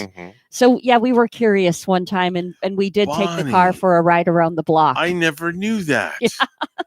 Wow. Well, I was in a really small town. You could drive at the age of 9? Yeah, we did. We drove the car around the block and safely drove it back in the driveway. And did they know? Put the keys. No, they didn't know a thing. So we're letting the cat out of the bag all these years later. Hide your car keys because trust me, little kids are curious. How'd you reach the gas pedals? We just did, Or did you have like one of your friends like down below, like crouching down, working the gas and the brake, and then you're steering? No, it just we were able to reach it. Wow. You just kind of, if your legs are too short, you're going to slide your little behind down and until you reach it. Then you can't see over the steering wheel. Exactly. If you slouch down, how are you going to see where you're going? You're a little kid and you're trying your best. What kind of car was it? Do you remember? The heck, she had like a yellow, I want to say it might have been like a yellow Pontiac, or just like a medium size vehicle. Okay. Wow. Automatic. I'm in shock that you would do something like I that. am too. Wow, you were a little devil back then. You're curious. Wow. I don't know if I should have admitted to that. Wow. Something people are going to think differently of you. Wow. Does Gary know this? I don't know. He does now. I don't know if he's listening. If I've ever told him that one. Wow. Honey, I have something to tell you. Let's sit down for dinner tonight. I'll cook you a nice steak dinner. Did you know that when I was little, I took my so-and-so's car for a joyride? It was actually my cousin's grandma's car. Oh, no, that's even worse. She lived right down the street from my mom and dad. So when the cousins came to town, we were we could be little hellions sometime. Yeah, well, now I know if you ever come by my house, I'm hiding my keys. Little hellions. That's what they call you. Not minions. Hellions. 7:43 right now on the Get Up and Go show with the hellion next to me. Little Bonnie the hellion. Helen Wheels. Yeah. It's news time. It's all brought to you by St. Lucie Jewelry and Coin for the best deals in town on any type of precious metals. It's always St. Lucie Jewelry and Coin. Bonnie's standing by with the headlines. Well, good morning. Elsa is drenching Florida. Here's WPTV's Todd Wilson. Tropical storm Elsa is nearly here, the first significant storm of the season to focus on Florida, and the system's bringing the threat of drenching downpours. It's the first storm to affect us this year, correct? I've lived in South Florida for many, many, many decades. I hope this is all we get. Elsa hit the southern coast of Cuba this afternoon. Now the tropical storm is pushing to the north and likely into the Gulf, but South Florida could feel some of the effects. I think it's going to miss us. Don't think it'll be too bad. Feeling good, given that, with the tracking of Elsa, we see us going up the West Coast with the, essentially the rain and stuff coming over to our side. I think we'll be fine. While it's not clear just yet how strong the wind gusts will get across our area, the rain definitely could add up in some parts quickly. It is what it is, and you just prepare accordingly and listen to Steve Weigel and everybody else and do what they tell us. In Palm Beach County, Todd Wilson, WPTV News Channel 5. There's a new nationwide push to get more COVID-19 vaccines in arms this July and August. As coronavirus cases rise again due to the spread of the Delta variant, experts say increasing the number of vaccinations can add more protection for those already vaccinated. WPTV's Michelle Quesada takes a closer look at this. Over the last few weeks, Florida has seen a downward trend of vaccines being administered and an uptick in COVID-19 cases. And local doctors say 99% of the positive COVID-19 cases they're seeing are coming from unvaccinated adults. A long way from home, Fabrice Lupo of France is visiting West Palm Beach with his family from Colombia, and their first order of business before pleasure. As soon as we arrived, we went to a pharmacy and we just got our first dose, so it was great. Playing it safe and wearing his mask until he's fully vaccinated. A good idea now that the CDC's COVID transmission map shows a substantial level of COVID-19 transmission for Palm Beach County and the Treasure Coast, when weeks ago it was at moderate. The weather is very, very nice. Everybody's hanging out. And you also have people traveling from all over the state, out of the country coming in. So it's just a matter of time. Infectious disease specialist Dr. Oleyemi Oshiemi says even with the Delta variant, the majority of people locally contracting COVID-19 are unvaccinated. I'd like to say probably 99% right now. Pretty much almost all of them are. According to the latest report from the Florida Department of Health, the new case positivity rate is at 5.2% for the week of June 25th, steadily increasing since the start of June. Over the last 10 weeks, vaccine administration across the state has dropped from nearly 500,000 in the beginning of June to about 250,000 at the end of the month. Dr. Oshiemi points out that the cases of COVID-19 infections he has seen in vaccinated folks are all people who did not complete the full 2-dose series. People just need to remind themselves where we've been and where we don't want to go back to. In Palm Beach County, nearly half of the population is fully vaccinated.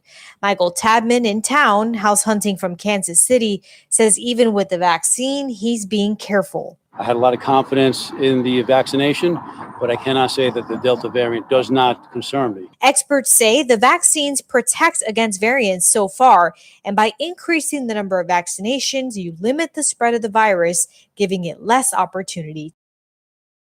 Casada, WPTV, News Channel 5. In Hope Sound, a new traffic light is expected to be operational by August 8th at the US 1 and Dixie Highway intersection, deemed one of the most unsafe in Martin County. The junction was the fifth most dangerous from 2016 to 2018, with 18 crashes, according to the county's crash surveillance report, prompting local officials to seek a solution. Engineers attributed the frequency of accidents to drivers westbound on Southeast Dixie Highway having to cross US 1's northbound lane when turning left to head south. The new traffic light will allow motorists to safely make a left turn. And lastly, 5 kids in Iowa found out about a road near a lake that turtles like to cross in the summer. And because of traffic, not all the turtles make it across. So the kids, all boys between 8 and 10 years old, have been going there each day to make sure they get across safely. They've saved almost 200 turtles so far this year.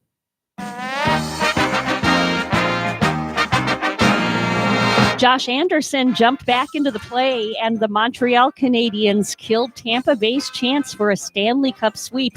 Anderson scored his second goal, 3:57 into overtime, and the Canadiens avoided elimination by defeating the defending champion Lightning 3-2 in Game 4 on Monday night. Now the series shifts to Tampa Bay for Game 5 tomorrow night, starting at 8. Our news time, 7:49. We'll have weather and traffic together next.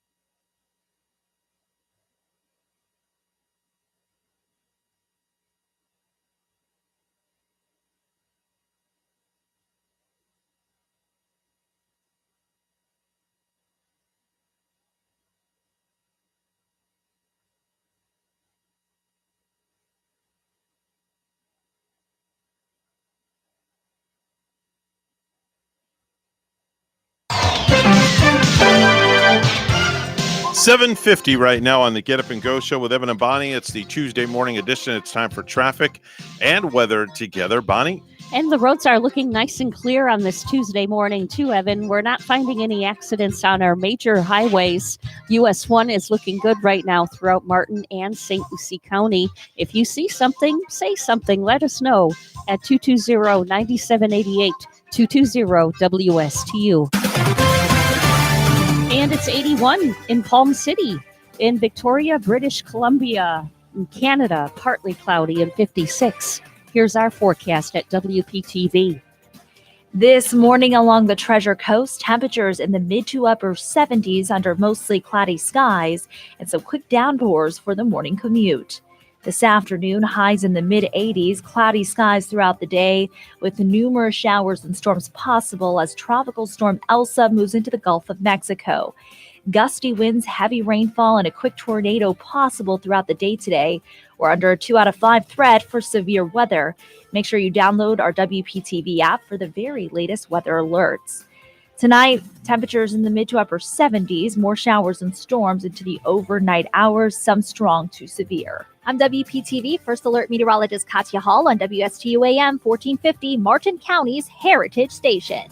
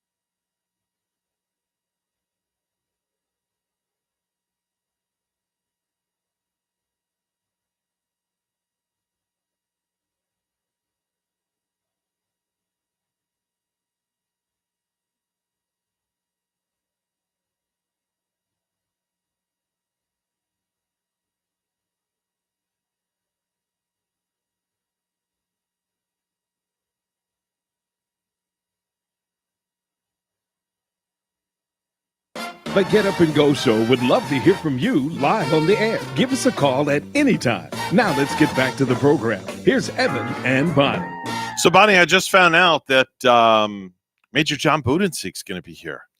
after 8 o'clock this morning. He's coming live with us in the not studio. in person, but he's back in the saddle. Oh, that's wonderful. Yes, Yeah. I'm excited. I've been enjoying everybody that has been doing the broadcast, for Sheriff Snyder and the wonderful Sheriff Snyder himself. And of course, it'll be nice to have Major Budenseek back in action too. With I us. miss having him on. He's always a lot of fun. He is. He's Yeah. always a lot of fun. He's only been in studio one time with us, so maybe we can, coax him into coming in. Not this time because he'll be on the phone, but maybe the next time that he's due on, we can coax him into coming in, and maybe Yeah. he'll bring us breakfast. He's wonderful. I bet he'll do Yeah. it too. I Yeah. bet he'll want to come and see us one more time. Yeah, we have lots to talk about. And then tomorrow, we'll have a conversation with Martin County Administrator Taryn Krizda. She'll be here on Wednesday. Thursday, we'll talk to our very good friend Joe Catrabone from the Chamber, the Stuart Martin Chamber, to get an update from him, what's going on Thursday. And then Friday, of course, it's Freestyle Friday. And then we get into the weekend. We'll be here sooner than later. We'll be into that weekend just all over again. Yeah. Crazy. Time goes by when you have fun. Do you have any plans, early weekend plans, Evan? I have a wedding on Saturday with my photo booth and DJing, so we're Ooh. busy. It's actually my wife's boss's friend's wedding. Okay. So I have to be on top of my game because my wife's boss is one of the bridesmaids in the wedding. Oh, So I've really got to be on my game Yeah. because if I'm not, there's going to be holy hell to pay. So this lady, is she like a superintendent of schools or something? She is the lady that runs a school. It's a private school, so she's like the principal in a school. Yeah. She is in charge of everybody. Okay, so you Yeah. have to take some really pretty wedding pictures with your photo booth too, and let everybody have a good time with that. Oh, yeah. I'm sure it'll be is the wedding up here or is it down south? It's at a place in Fort Pierce. Give me a minute. I'll tell you the name of it. Mhm. The name of the place. Let me look it up real quick here. Is your wife attending the wedding? No, she doesn't usually Okay. go with me to places. It's at a place called Destiny Bound Stables. Oh, Destiny wow. Bound Stables. With horses, Yes. maybe horses. Yeah, and it's a like ranch type a setting. little ranch. Yeah, it's I like a ranch it. type setting. They have one out in Palm City too. I Yep. read that about it in Yep, Stuart I've been there Magazine. also as well. Pretty venue. Done many weddings there as well. Yeah. Great place as well. We're going to take a step back, folks. WSTU, Stuart, Martin County's Heritage Station. The news is coming up next, and then the one and only Major John Budenseek will be here. We'll be right back.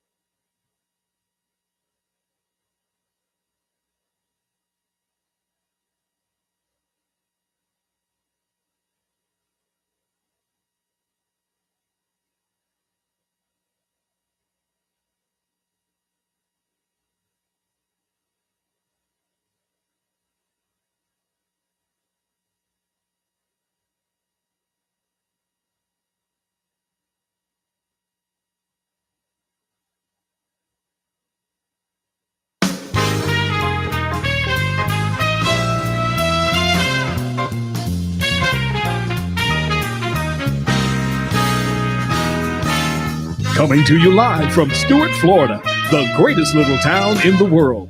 It's the award-winning, critically acclaimed Get Up and Go show on AM 1450 WSTU.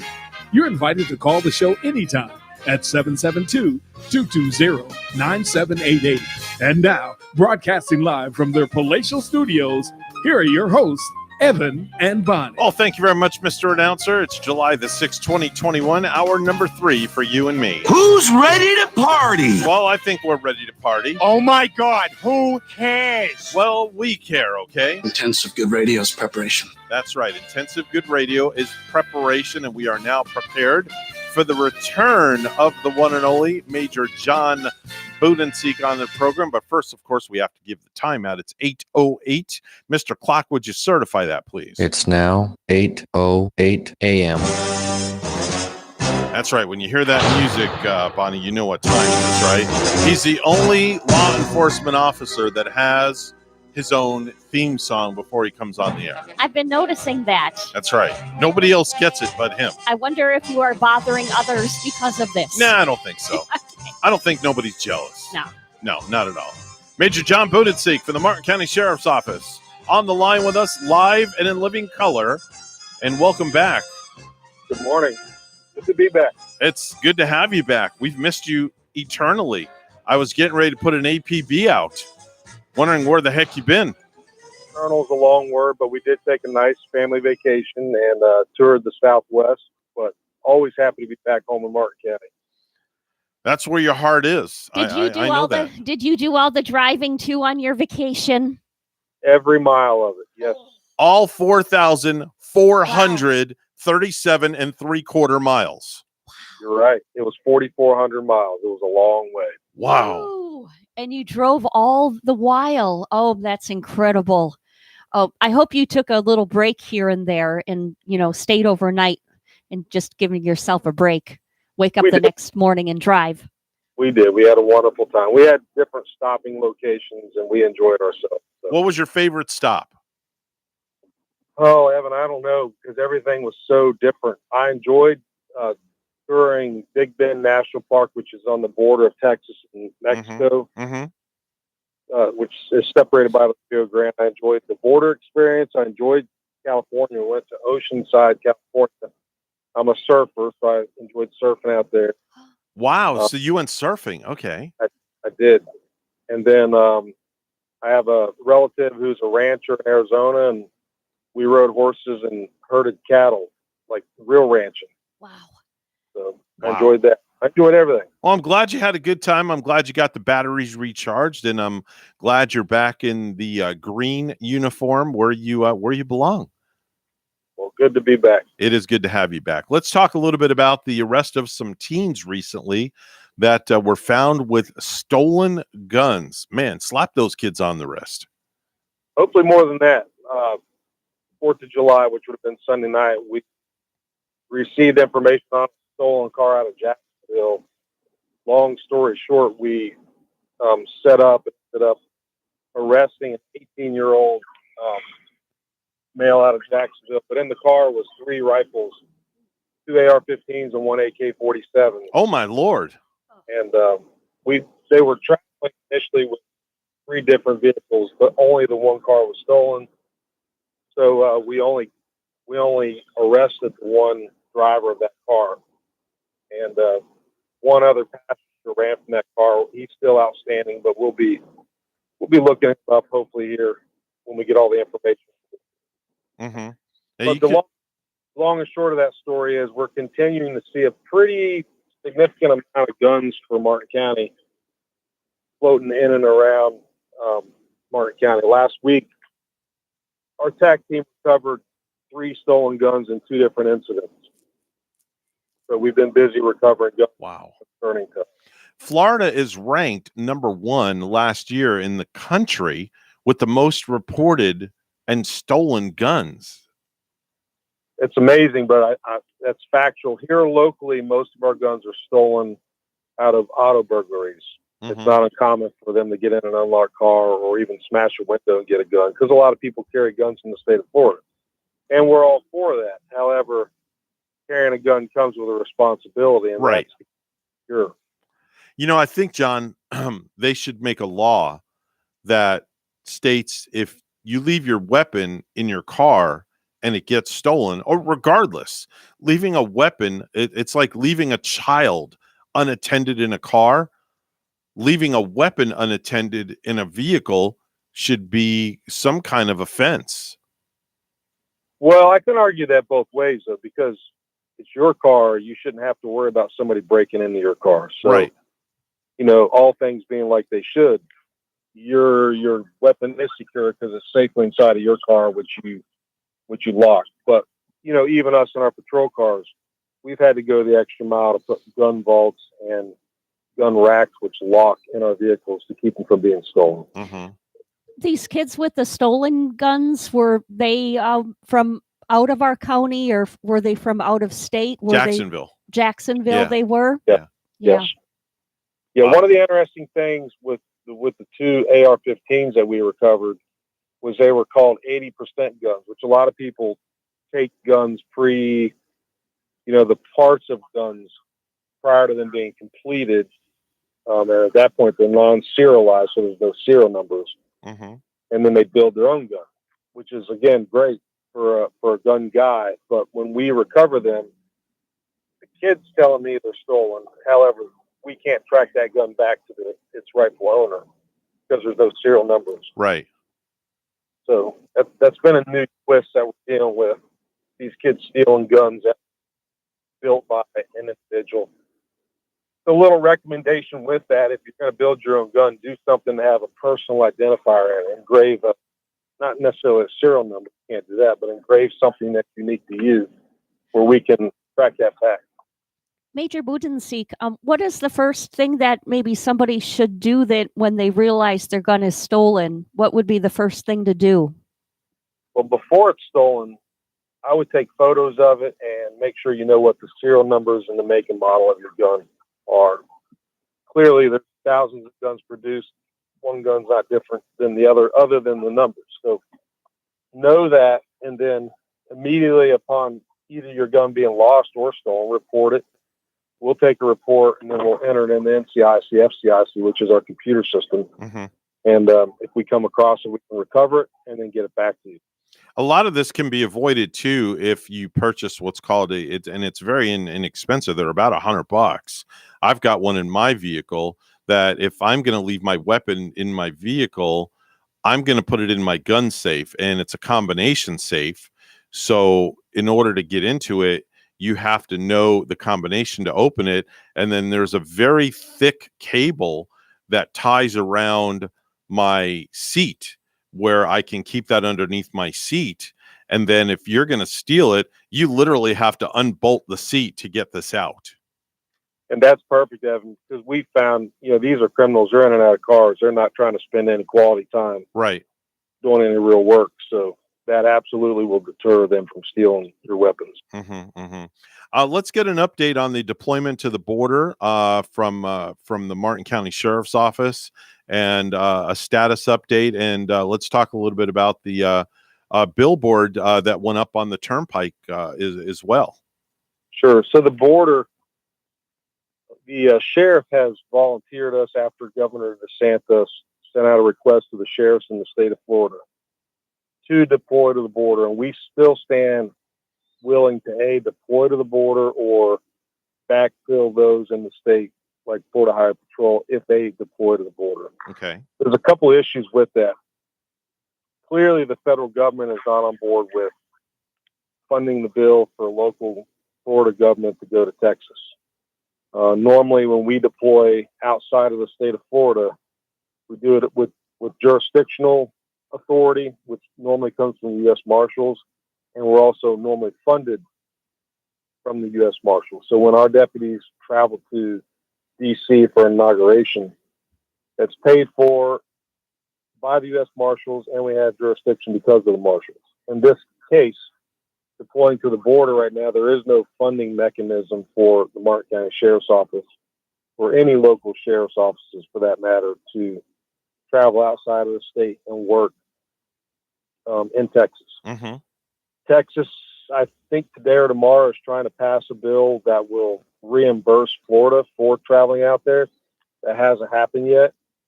So until there's a funding mechanism for us to deploy, we as the Martin County Sheriff's Office don't feel comfortable, don't feel like it's the right thing to do to spend Martin County taxpayer dollars to deploy.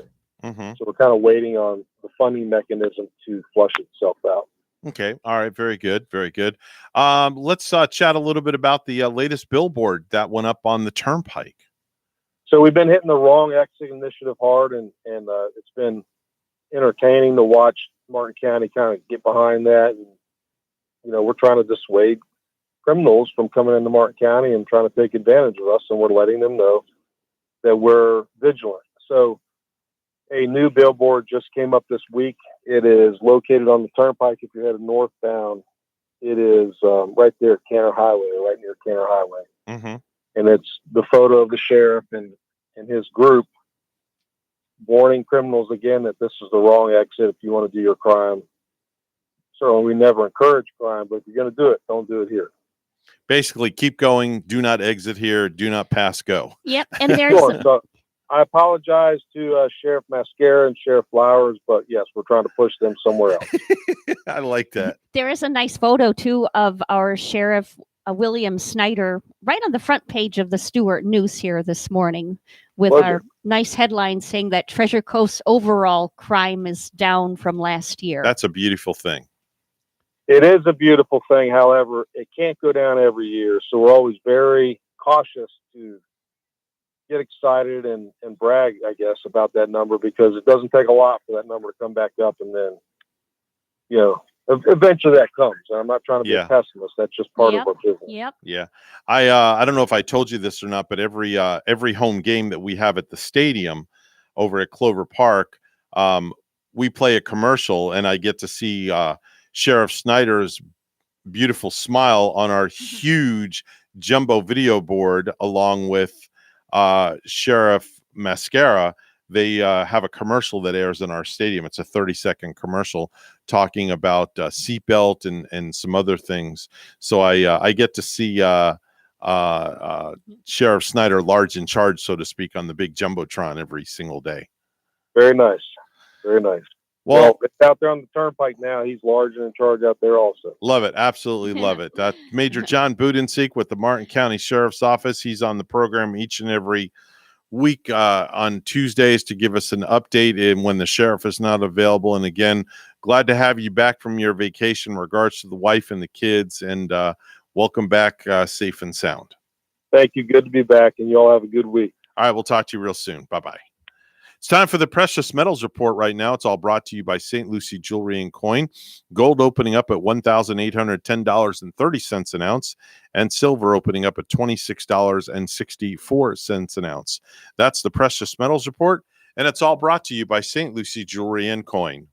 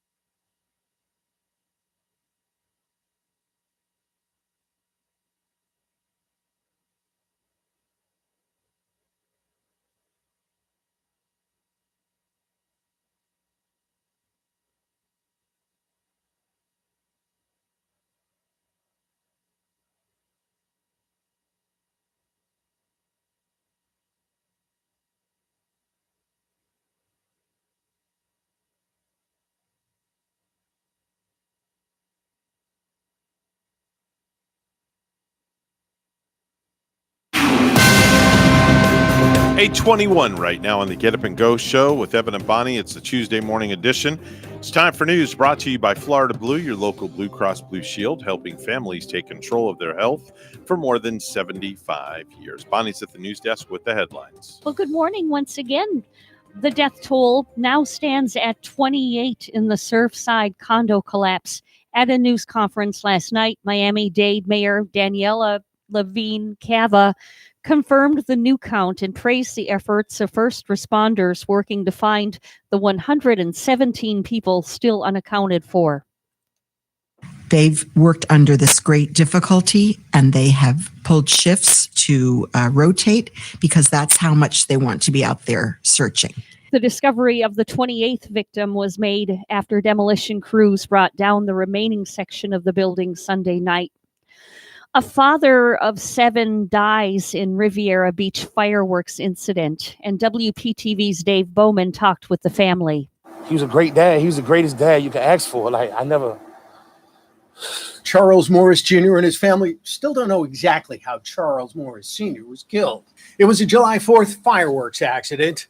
Morris Sr. trying to entertain children, grandchildren, and neighbors. It's hard on the family. We're just speechless. There's no words to express what's going on. William Burris lives across the street from the Morris home. He says fireworks seemed louder than normal. Then the noise stopped. Police arrived. And from his window, Burris saw yellow tape. Why they got tape over here for fireworks? Burris learned the answer when word of Charles Morris's death spread through the neighborhood the morning after the tragedy. It was terrible because he was a good guy.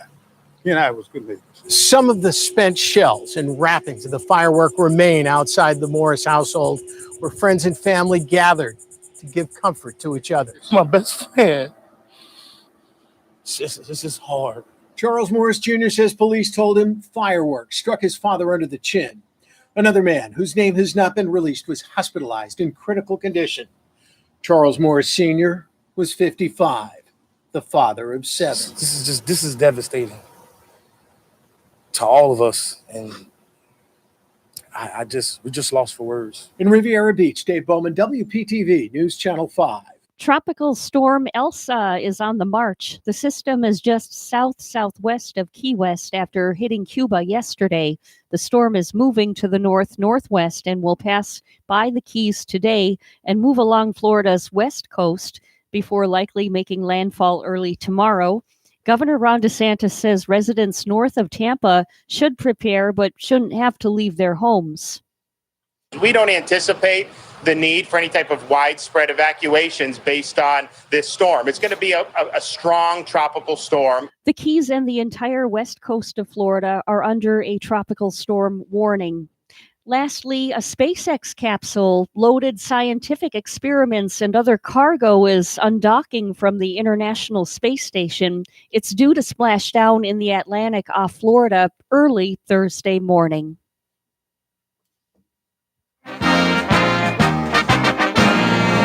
Los Angeles Dodgers pitcher Trevor Bauer isn't expected to immediately return to the team when his 7-day paid administrative leave ends on Friday. Manager Dave Roberts said, "I don't see it happening," Roberts said Monday ahead of a 4-game series on the road against the Miami Marlins.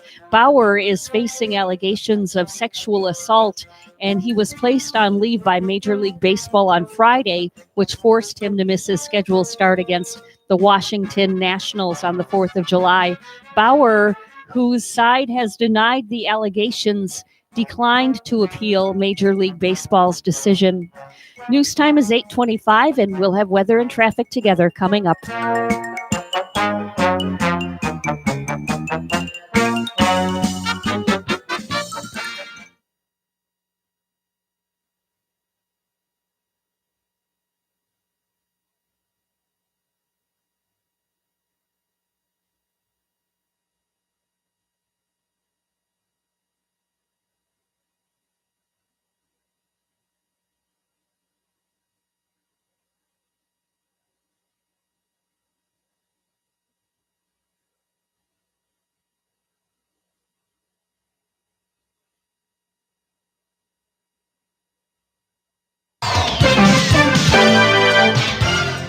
$8:26 right now on the Get Up and Go show with Evan and Bonnie. It's the Tuesday morning edition. It's time for traffic and weather together. Bonnie? We do have an accident that we're seeing right now. It's on I-95 southbound in Hobe Sound, and it's at mile marker 97. Once again, I-95 southbound there, and there's not any roadblock, no tie-ups from that accident.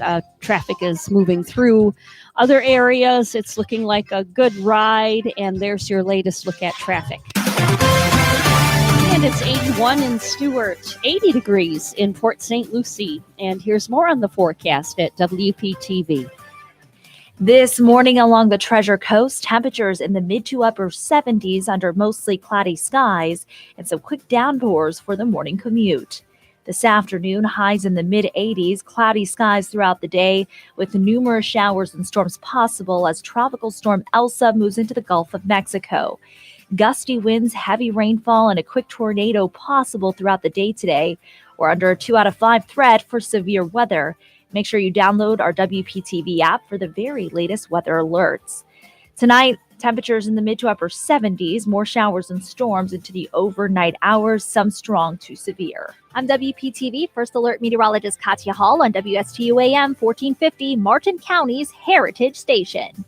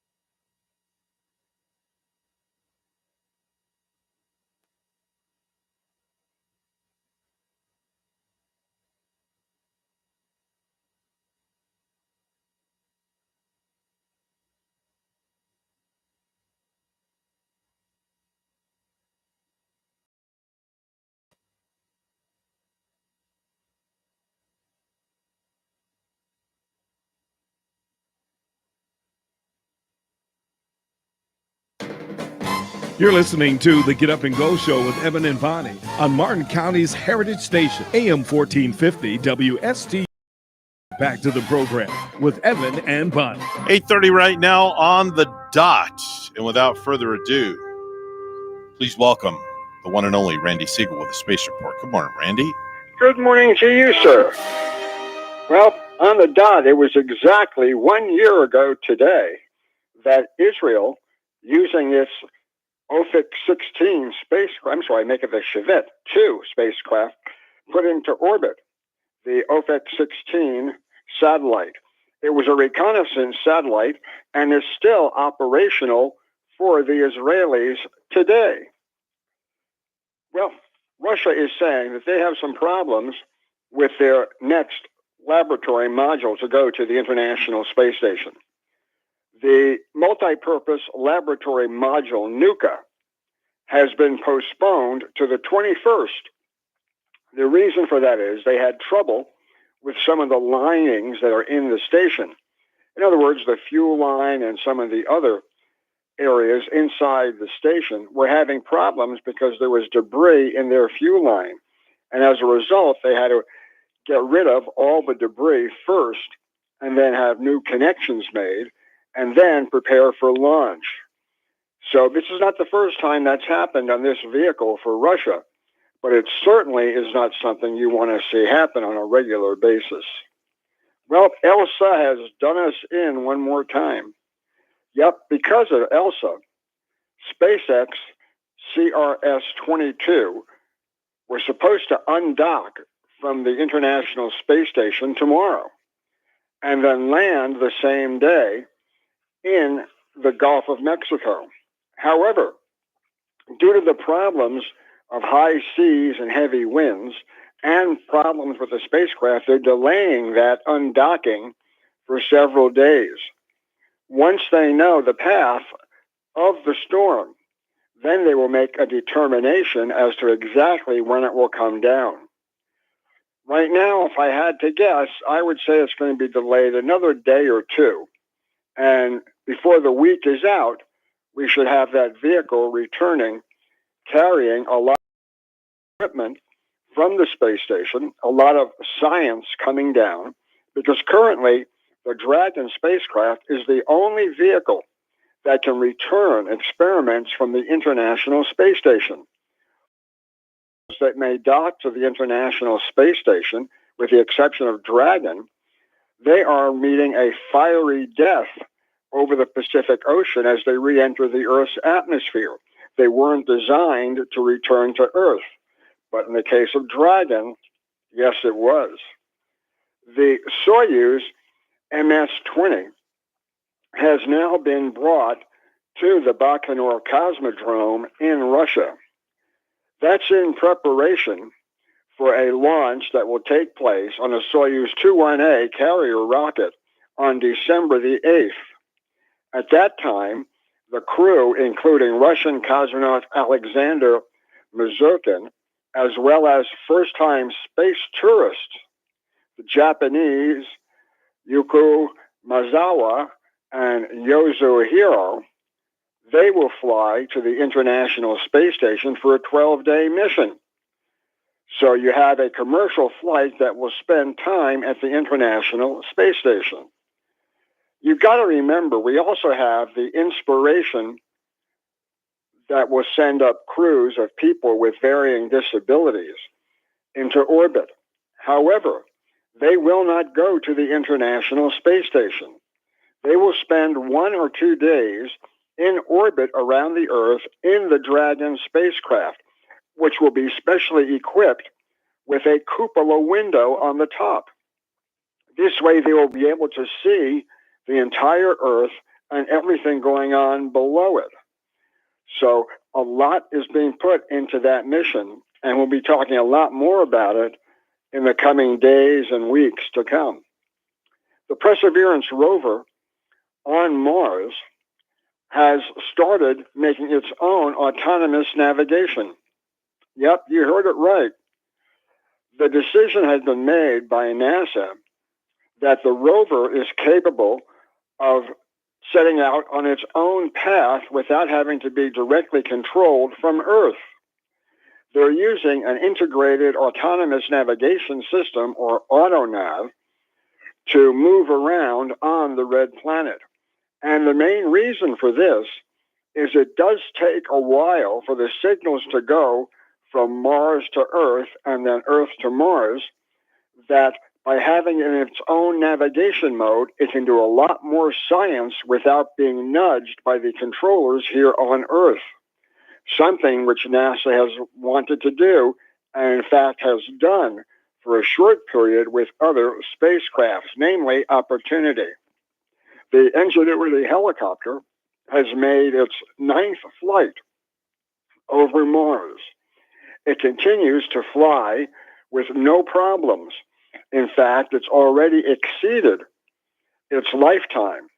The device has moved more than 600 meters on the planet and has taken some really nice pictures for us to use back here on Earth. The landing platform, Of Course I Still Love You, is moving from the Cape down through the Panama Canal over to a station off Vandenberg Air Force Base in California. The idea is that by having that vehicle out there, that the space agency and Elon Musk will be able to launch vehicles from the Gulf, from the Pacific Range. This will allow them to place vehicles easier into a north-south orbit, where they don't have to traverse over other countries in order to do that. They have traversed over Cuba by hugging the Florida coast in order to go into a north-south orbit. This makes it a whole lot easier for them to do so. That new Russian module that they want to place on the International Space Station, their science module Nuka, is being insured. And how much is the premium? Well, the premium under the contract calls for $22,767,243 to be spent in order to protect the spacecraft. They also have taken out additional policies of $35,448,920 to cover additional contingencies that may arise.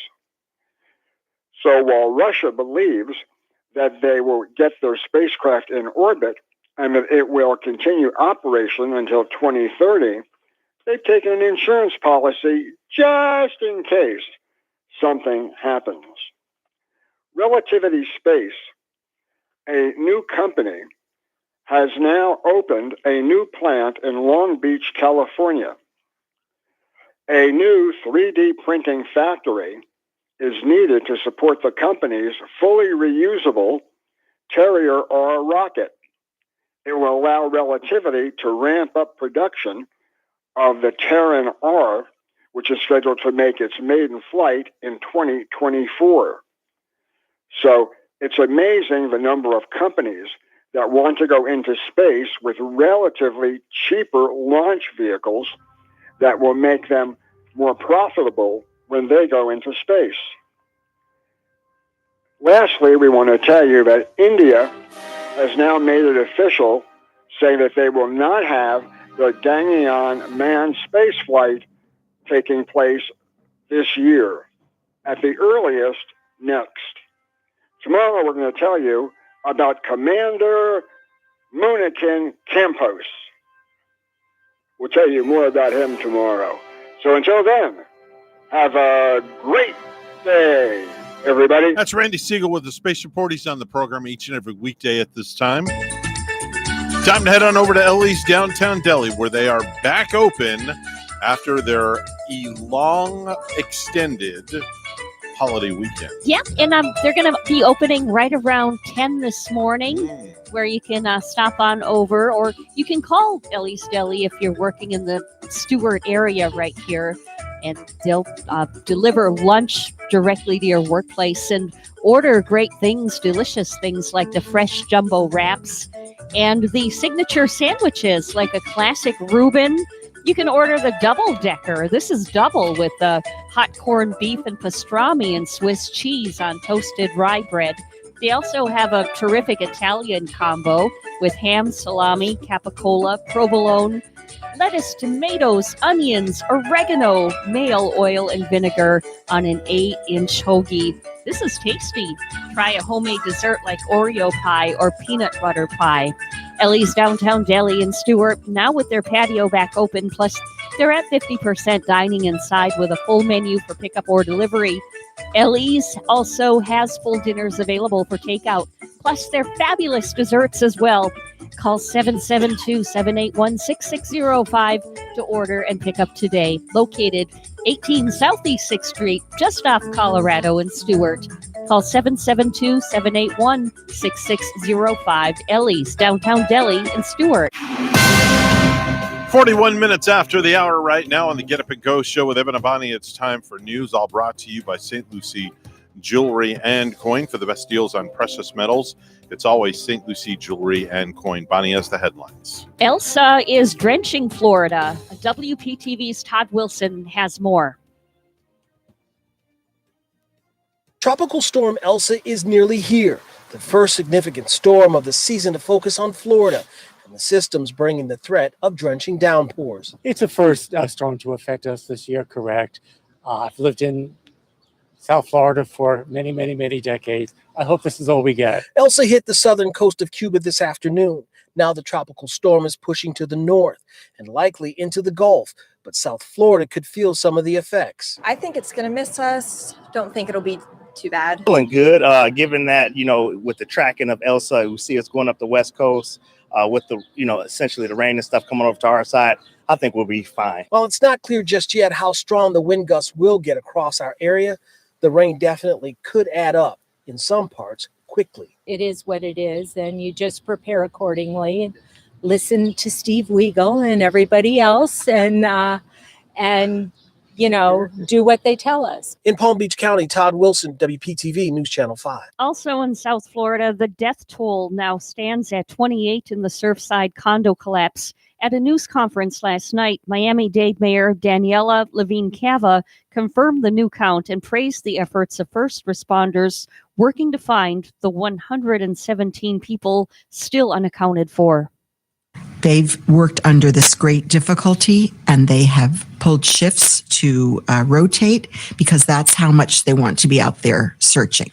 The discovery of the 28th victim was made after demolition crews brought down the remaining section of the building Sunday night. This Palm Beach podcast gives businesses extra exposure and reach to rebound. WPTV's Arthur Mondale has details. How are the artists feeling right now going into this new season? You have to love it. You have to have that passion for it, no matter what medium it is. Whether it's TV hosting, coffee, or managing social media, competition is real. But it's not a bad thing. I think people look at competition as a negative thing, but it what pushes us to make us better. So you need to make sure that you know who you are as a brand, you know exactly what you're delivering, know that your audience isn't everybody. And COVID-19 tested the endurance of a lot of industries. Mom and pops, the small businesses, the people with ideas on napkins were the ones that really struggled. We saw the middle class, really get squeezed last year. And so Media Zone was a great venue for them to reach more people and expand in a world where we couldn't do it in person. And there's a wall dedicated to the resilient 80 and counting businesses in Palm Beach County who used digital media, podcasting, testimonials, and webinars to rebound. And they just want their visions to be seen, right? Everyone an artist wants to be seen. That's their goal. A person with an idea on a napkin to the corporate businesses in Palm Beach County. Owner Michael Jones, who in 2017 turned a photography habit into a business to market coastal properties, calls his latest venture equally socially responsible. So right now, I'm going to step away. I'm going to let you take over. You're the host. We say be consistent, lead by example, and the rest takes care of itself. Thanks for tuning in to the Palm Beach Podcast, a weekly show highlighting people making a positive impact in our community. And the weekly podcast, the Palm Beach Podcast, which celebrates now 70 episodes, ensures it happens. And cheers until next time. Till next time. Another successful collaboration. Arthur Mondale, WPTV, News Channel 5. A friendly alligator can be dangerous to humans, and many are often captured and euthanized to prevent injury to people. Others are relocated to a safer place. One lucky alligator found its new home at Gatorland on South Orange Blossom Trail, south of Orlando. A state trooper contacted Gatorland after an 11-foot male was found near the Stick Marsh boat ramp off Fellsmere Grade Road in Fellsmere. Officials said he was being illegally fed by people, a situation that often causes alligators to lose their fear of humans and potentially put people in danger. Kathy Hernandez, a representative of Gatorland, said, when people feed alligators, gators associate humans with food. If they see people feeding them, they're going to want to come close to people, and then they will lose the natural fear of people, she said. Chad Weber, a spokesman for Florida Fish and Wildlife Conservation Commission, said when alligators become used to receiving food from humans, they'll seek out humans for food. If a person doesn't have food, that's when the situation can become dangerous. Lastly, the long-awaited Seaside Cafe at Stewart Beach tentatively is set to open July 23 for breakfast, lunch, and drinks. It originally was to open 3 months ago. Seaside will run much like the Sand Dune Cafe in Jensen Beach, but with different menu items such as shrimp and grits and Beyond Burgers. Drinks at the bar will be limited to beer, wine, and seltzers, said County Parks and Recreation Director Kevin Abadi. The cafe will open Friday, Saturday, and Sunday, and eventually expand to weekdays, Abadi said. Operating hours are still being determined. The Sandu Cafe is open 9 a.m. to 4 p.m. Monday through Friday and is temporarily closed on Wednesdays because of staffing shortages, according to the county website. Giannis Antetokounmpo is listed as doubtful for Game 1 of the NBA Finals against the Phoenix Suns tonight after missing the Milwaukee Bucks' last 2 games with a hyperextended left knee. Antetokounmpo was injured in Game 4 of the Eastern Conference Finals against the Atlanta Hawks. Game 1 of the NBA Finals, Phoenix Suns versus Milwaukee Bucks, is tonight, starting at 9. Our news time, 8:47. We'll have weather and traffic together next.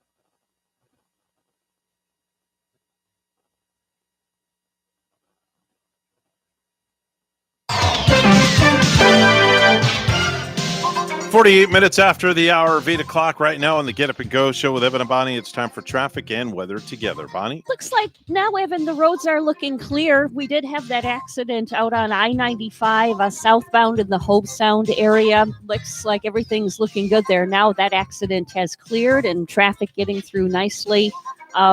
St. Lucie County, we're not finding any accidents on our major highways there. And US 1 is clearing good right now throughout both Martin and St. Lucie counties. That's your latest look at traffic. And we have 81 in Stuart this morning. And in Lodi, Finland, it's also 81. Here's our weather at WPTV. This morning along the Treasure Coast, temperatures in the mid to upper 70s under mostly cloudy skies and some quick downpours for the morning commute.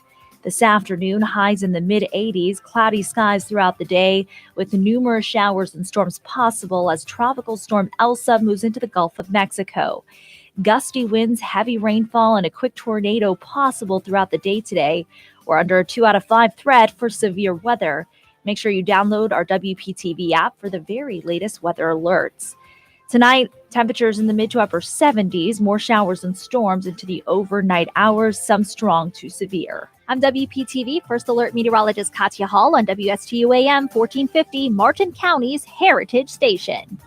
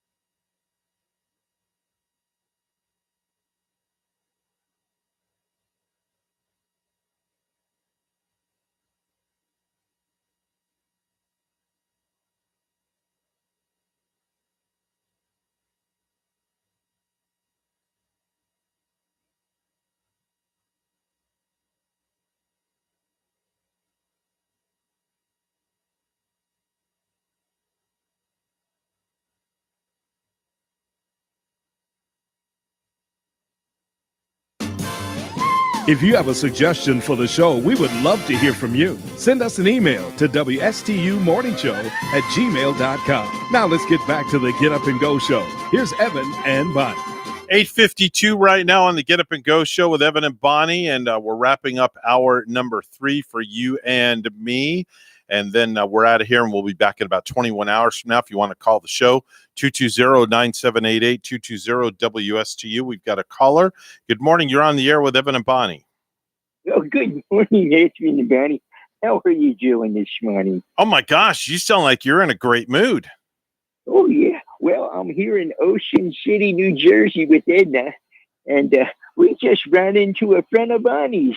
You're kidding me, really? Well, first and foremost, old man, why are you guys in Ocean City, New Jersey? Are you on the boardwalk? Yes, we are.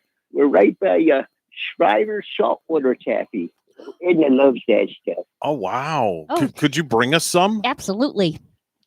Oh, yeah, we'll have to send some down here, but I'll take a picture for you of all the stuff.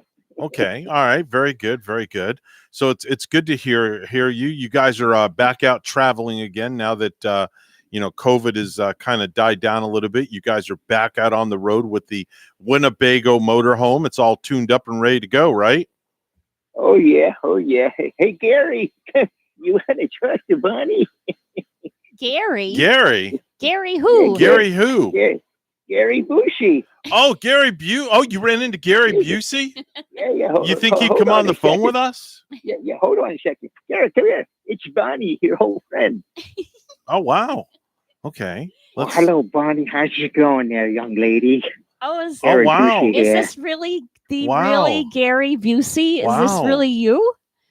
Yes, it is, dear. How's your Gary doing? Are you enjoying some of that saltwater taffy today? Well, absolutely. I'll have to pick up a box for you guys. What's your favorite kind, Gary? A root beer. Oh, I didn't know they had a root beer Okay. saltwater taffy. Okay. I kind of like the banana. Could you come over here one of these days and meet Evan and I and bring us some of that banana saltwater taffy? We'll just see what the best we can do. Okay. Tell your significant other, Gary, hey. Oh, okay. Wow. Hey, I will. All Thank right. you, All right. Gary. Very good. Very good.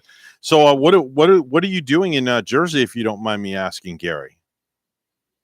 Well, we saw the old man when we come to the ocean. It's pretty nice here. Oh, okay. The old man, come on now, old man. he wants to talk to you guys. Hold on. All right. Yeah, put him back on the phone. Feeling neglected, Bonnie.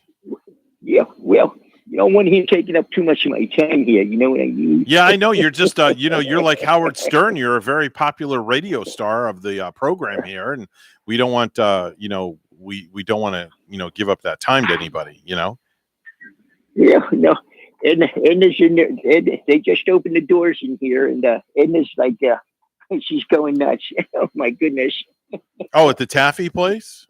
Yes, they got hundreds of all different types of flavors.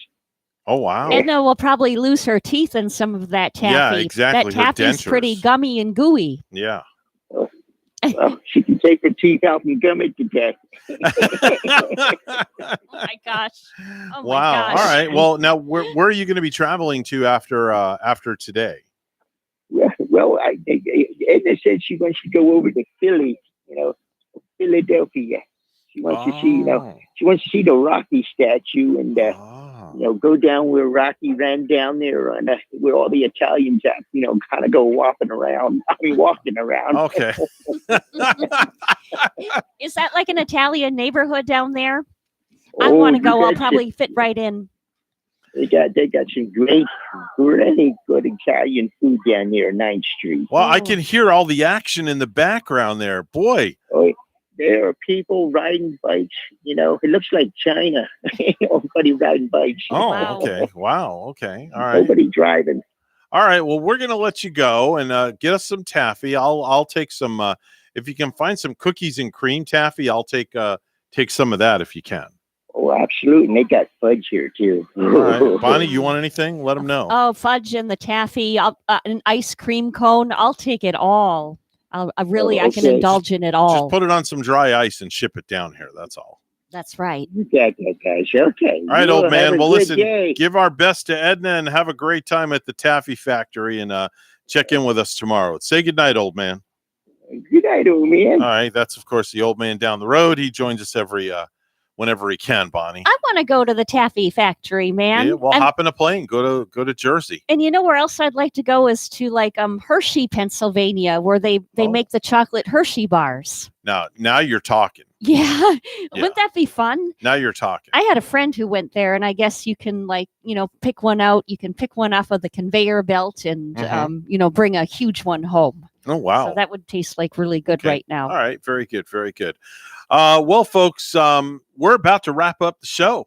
We've given you another great 3 hours of news that you can use and entertainment and information and things like that. And that's what we're all about. We give you the news with a little bit of fun that takes the back seat to the news. Of course, all the news always comes first, which is the most important part of your day.